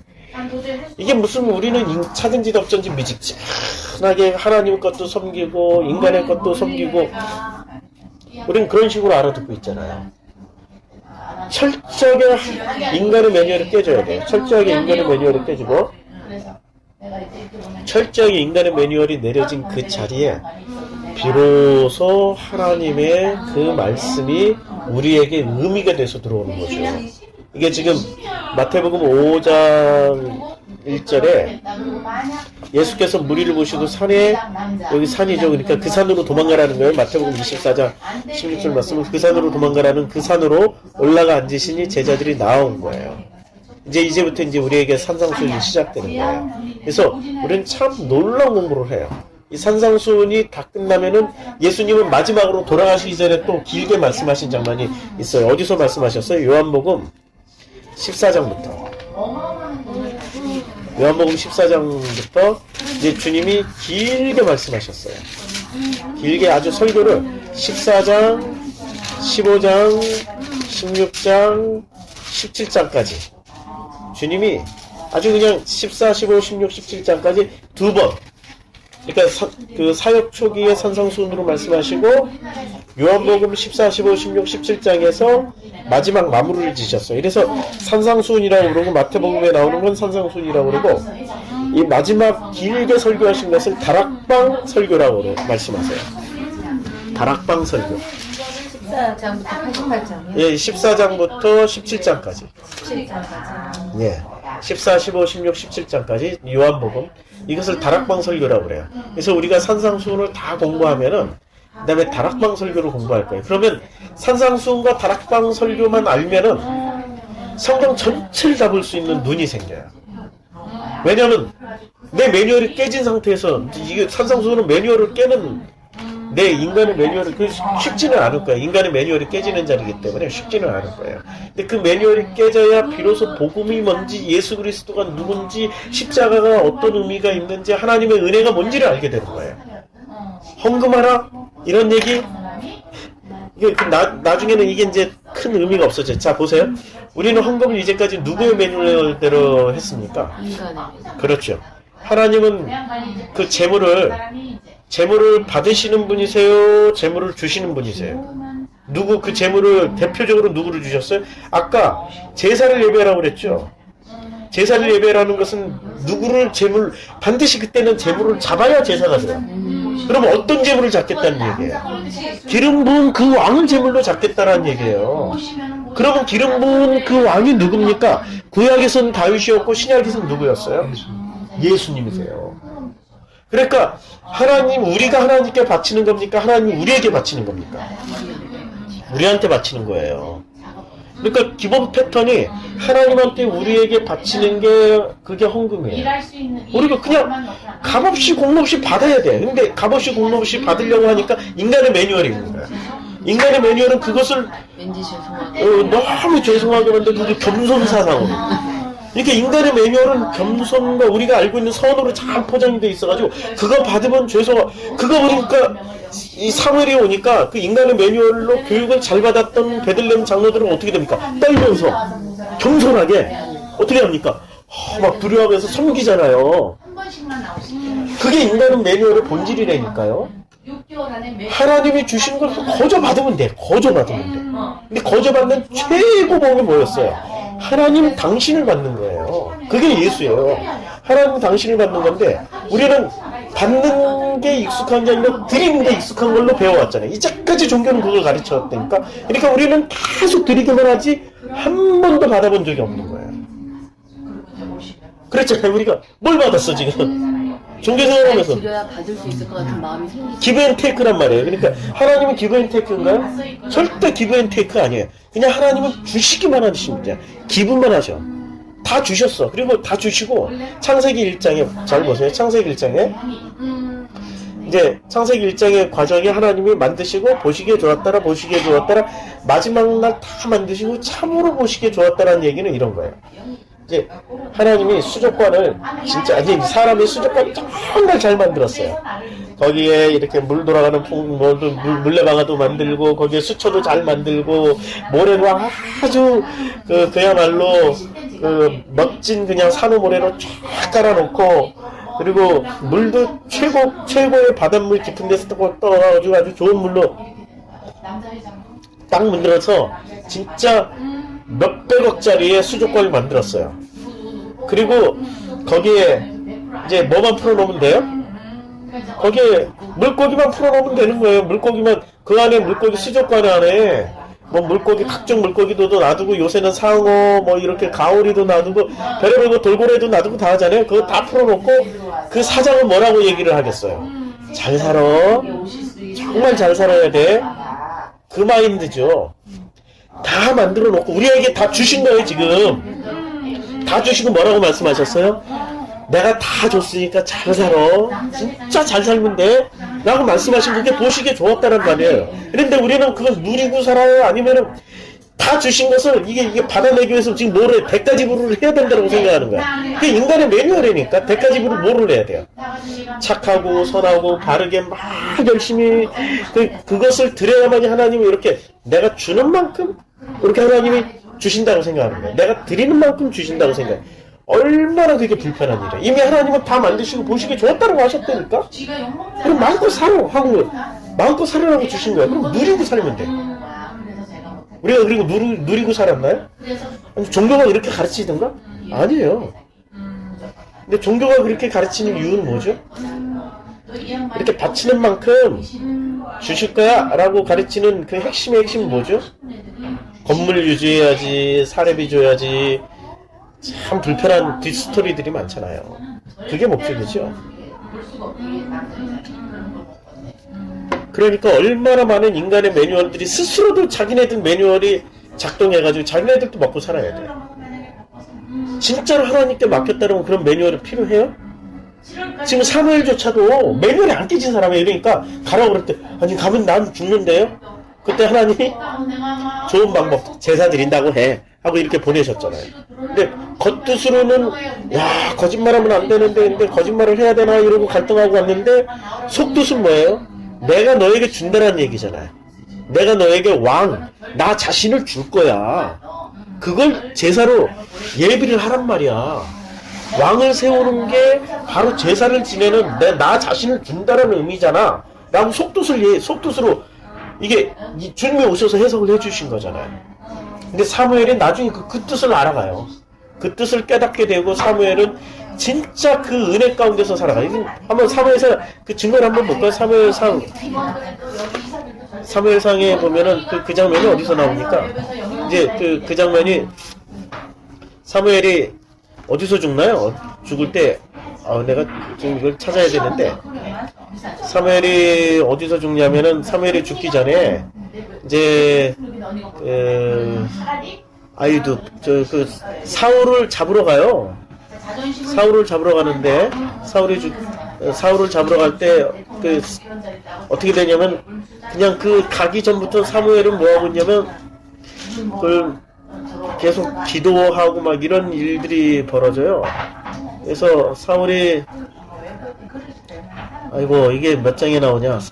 제가 지금 이제 25장 1절에서 사무엘이 죽어요. 25장 1절에서 사무엘의 죽음에 이렇게 나오죠. 그럼 이제 사무엘이 죽기 전에 어떤 사건이 일어나냐면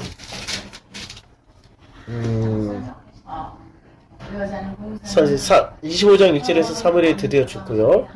그 다음에 사무엘이 어떤 일을 하냐면은 아이고 이렇게 성경을 찾는데 좀 분해요. 이 스토리는 그 기억을 하고 있는데 장절로는 내가 기억을 안 해가지고. 박미래 목사님은 교인들을 성도들을 이렇게 뭐 건물 유지나무는 물론 그런 걱정이 있겠지만 그런 의도보다는 보시는 거.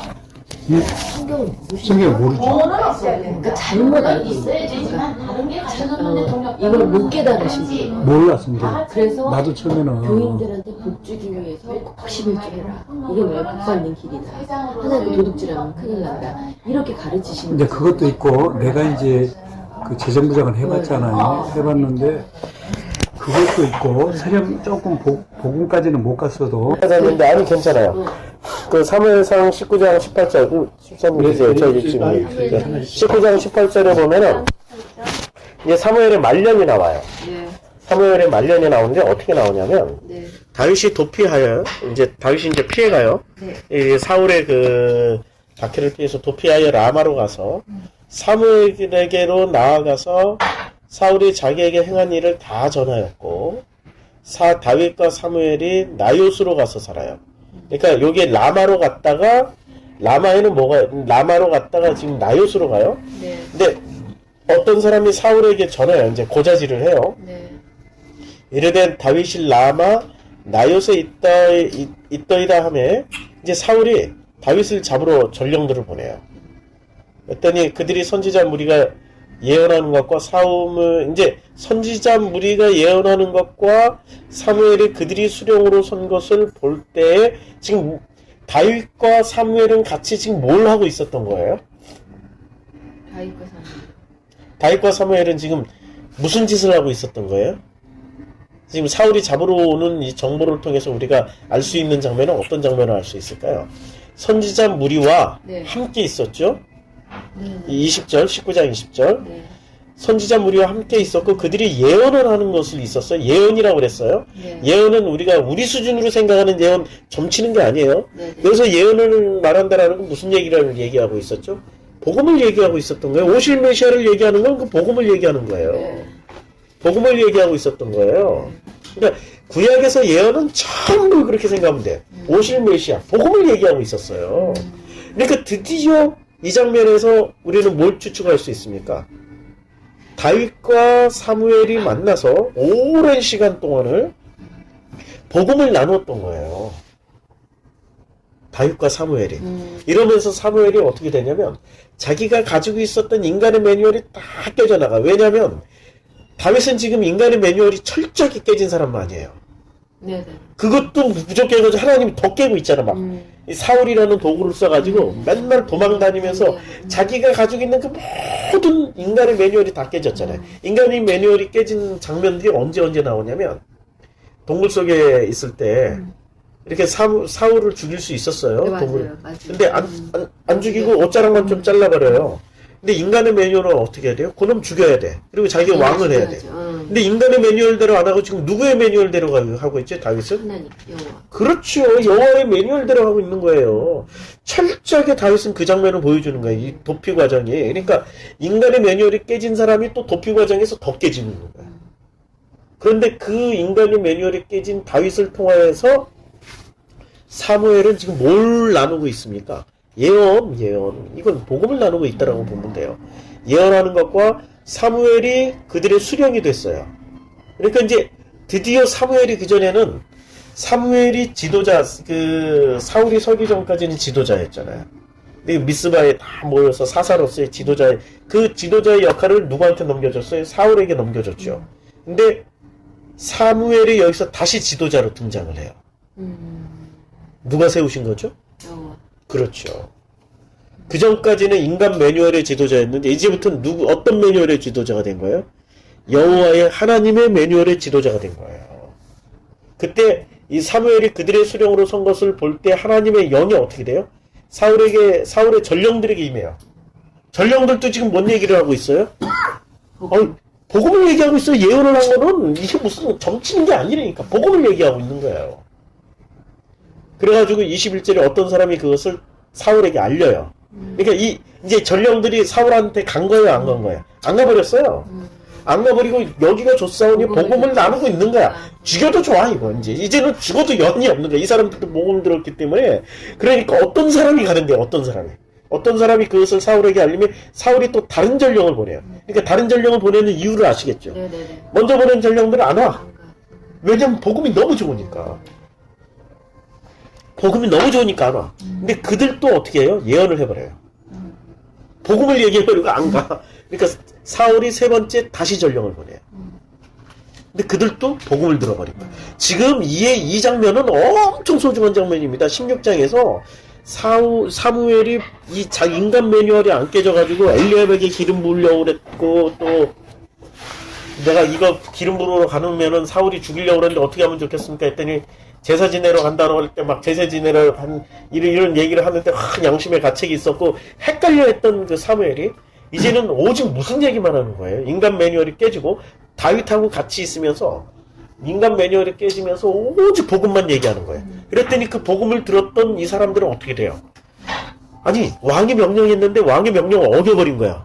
첫 번째 전령들, 두 번째 전령들, 세 번째 전령까지. 그러면 이 사람들은 결과가 어떻게 되겠습니까? 죽음이죠. 왕의 명령을. 인간 왕의 명령을 어기면 죽음인데 그 죽음을 죽어도 좋아. 복음을 들어버리니까 죽어도 좋아. 죽어도 좋아. 그냥 여기서 자기 인생을 그냥 최종 종직으로 찍어도 좋아. 대단한 거죠. 지금 그 정도의 예언이에요, 이게. 그 예언이라고 한다면은 우리가 생각하는 그냥 점치는 수준이 아니고, 자, 이제 세 번째 다시 갔어. 그랬더니 22절에 어떻게 됩니까? 이때 사울도 라마로 가서, 이제 세 번째 가도 네 번째 뭐 남아요? 뻔해. 그러니까 사울이 직접 라마로 가요. 라마로 가서 세구에 있는 큰 우물에 도착하여 물어 이르되 사무엘과 다윗이 어디 있느냐? 이제 전령은 안중에도 없어. 사무엘과 다윗이 어디 있느냐? 어떤 사람이 이르되 라마 나요스에 있나이다 라고 얘기를 해줘요.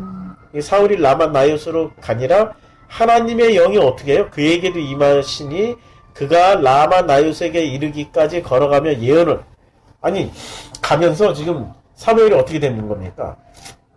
가다가 하나님의 영이 임해버려가지고 영이 임했다는 걸 그 말씀을 들은 거야. 그러니까 이게 우리가 이렇게 생각하면 돼. 그 주변에 전체 지금 라마 나요시라는 지방을 잘 생각해야 돼요. 라마 나요시라는 지방이 이제 사무엘과 다윗이 거기서 복음을 계속 얘기하다 보니까 라마 나요스에 있는 사람들이 다 복음을 얘기하는 사람들로 바뀌었어요. 가는 사이에 사울이 복음을 듣다가 이 복음 안에서 자기도 변화된 거야. 자기도 변화돼가지고 어느 정도로 변화되겠냐면 19장 24절에 보면 그가 또 그의 옷을 벗고, 옷을 홀라당 벗어. 옷을 벗었다라는 건 왕이라는 신분을 벗어버린 거예요, 드디어. 아니 지금 왕복을 벗었지 무슨 평범한 옷을 벗었습니까? 왕의 옷을 벗어버린 거예요. 그러니까 왕의 매뉴얼을 벗어버린 거예요. 자기가 가지고 있는 그 모든 왕이라는 기준의 그 매뉴얼을 벗고 사무엘 앞에서 예언을 하며 복음을 얘기를 하는 거죠. 하루 밤낮을 벗은 몸으로 누워 있었어요. 이게 무슨 얘기냐? 벗은 몸으로 누워 있었던 거죠. 몽땅 다 매뉴얼을 벗어버리고 누워 있었어요. 전 성경 읽을 때 툭하면 다윗이 옷을 찢고 그러잖아요.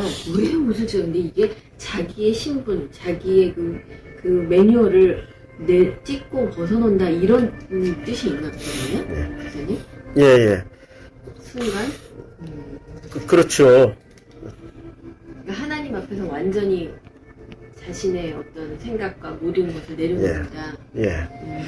그래서 지금 이제 그 장면이에요. 지금 그 장면에서 어떻게 됐습니까? 그 장면에서 20장 1절 다윗이 라마 나요스에서 도망하여 요나단에게 이르되 내가 무엇을 하였으면 내 죄악이 무엇이며 내 앞에서 내 죄가 무엇인지 이제 이런 장면이 이루어져요. 그런데 잘 보세요. 사무엘은 매뉴얼이 내려지고 그리고 하나님이 25장 1절에서 데려가세요. 이제 인간의 매뉴얼이 이 사람은 이제 드디어 사무엘은 무슨 자격이 주어진 겁니까? 천국 들어갈 자격이 주어지니까 사무엘이 죽으면 사무엘을 데려가 버려요. 그냥 하나님이 데려가 버리고 그리고 온 이스라엘과 무리가 모여 그를 두고 슬피 울며 라마 그의 집에서 끝까지 어디에 있었어요? 라마 그의 집에서 그를 장사한지라. 그러니까 이 자리가 어떤 자리였어요? 복음을 얘기했던 자리. 그래서 다윗이 그때 일어나는 이제 바람 강야로 내려가는데 그런데 놀라운 장면은 이제 그 매뉴얼을 깨뜨렸는데도 불구하고 사무엘의 매뉴얼이 깨진 그 사울이 어떻게 됩니까? 그 사무엘 28장 3절에 보세요. 28장 3절에 보면 사무엘이 죽었으므로 온 이스라엘이 그를 두고 슬피 울며 그의 고향 라마에서 장사하였고 그리고 사울은 신접한 자와 박수를 그 땅에서 쫓아냈어요. 이거는 지금 복음을 알기 때문에 드디어 이제 그 후에 일어난 거예요. 사무엘의 그 부흥에 참여한 이후로 네. 복음을 알고 그런데도 불구하고 어떤 일이 벌어지냐면은 자 28장에 보면 바로 얼마 하지 않아 가지고 28장 14절 사울이 그에게 이르되 그의 모양이 어떠하냐 하니 이르되 한 노인이 올라오는데 그가 겉옷을 입었나이다 하더라. 사울이 그가 사무엘인 줄 알고 그의 얼굴을 땅에 대고 절하니라. 이 무슨 장면입니까? 여자 무당한테 찾아간 장면이죠. 그렇죠? 네. 그에게 지금 도로 뭐가 들어온 거죠? 악신이 들어간 거예요? 악한. 그 인간의 매뉴얼을 깨고 인간의 복음의 매뉴얼을 넣어놨는데 도로 인간의 매뉴얼로 들어간 거. 도로 돌아가 버린 거죠. 이게 수시로 깨졌다고 해서 영원히 지속되는 거 아닙니다. 그렇죠? 그래서 복음을 끊임없이 들어야 돼요. 그래서 믿음은 어디서 난다고 그랬어요? 들음에서 나고, 들음은 뭐 누구의 말씀이에요? 그리스도의 말씀을 들어야 된다라고 그래요. 그리스도의 말씀과 왜 예수의 말씀이라 안 하고 그리스도의 말씀이라고 그랬을까요? 그리스도의 말씀이 바로 속뜻, 성령님의 말씀이기 때문에 그래요. 그리스도의 말씀이. 그래서 우리가 예수의 말씀. 예수의 말씀은 이것을 통해서 예수님이 던져놨고 이제 이것을 알아듣게 되면 그리스도의 말씀을 알아듣게 된다는 얘기예요.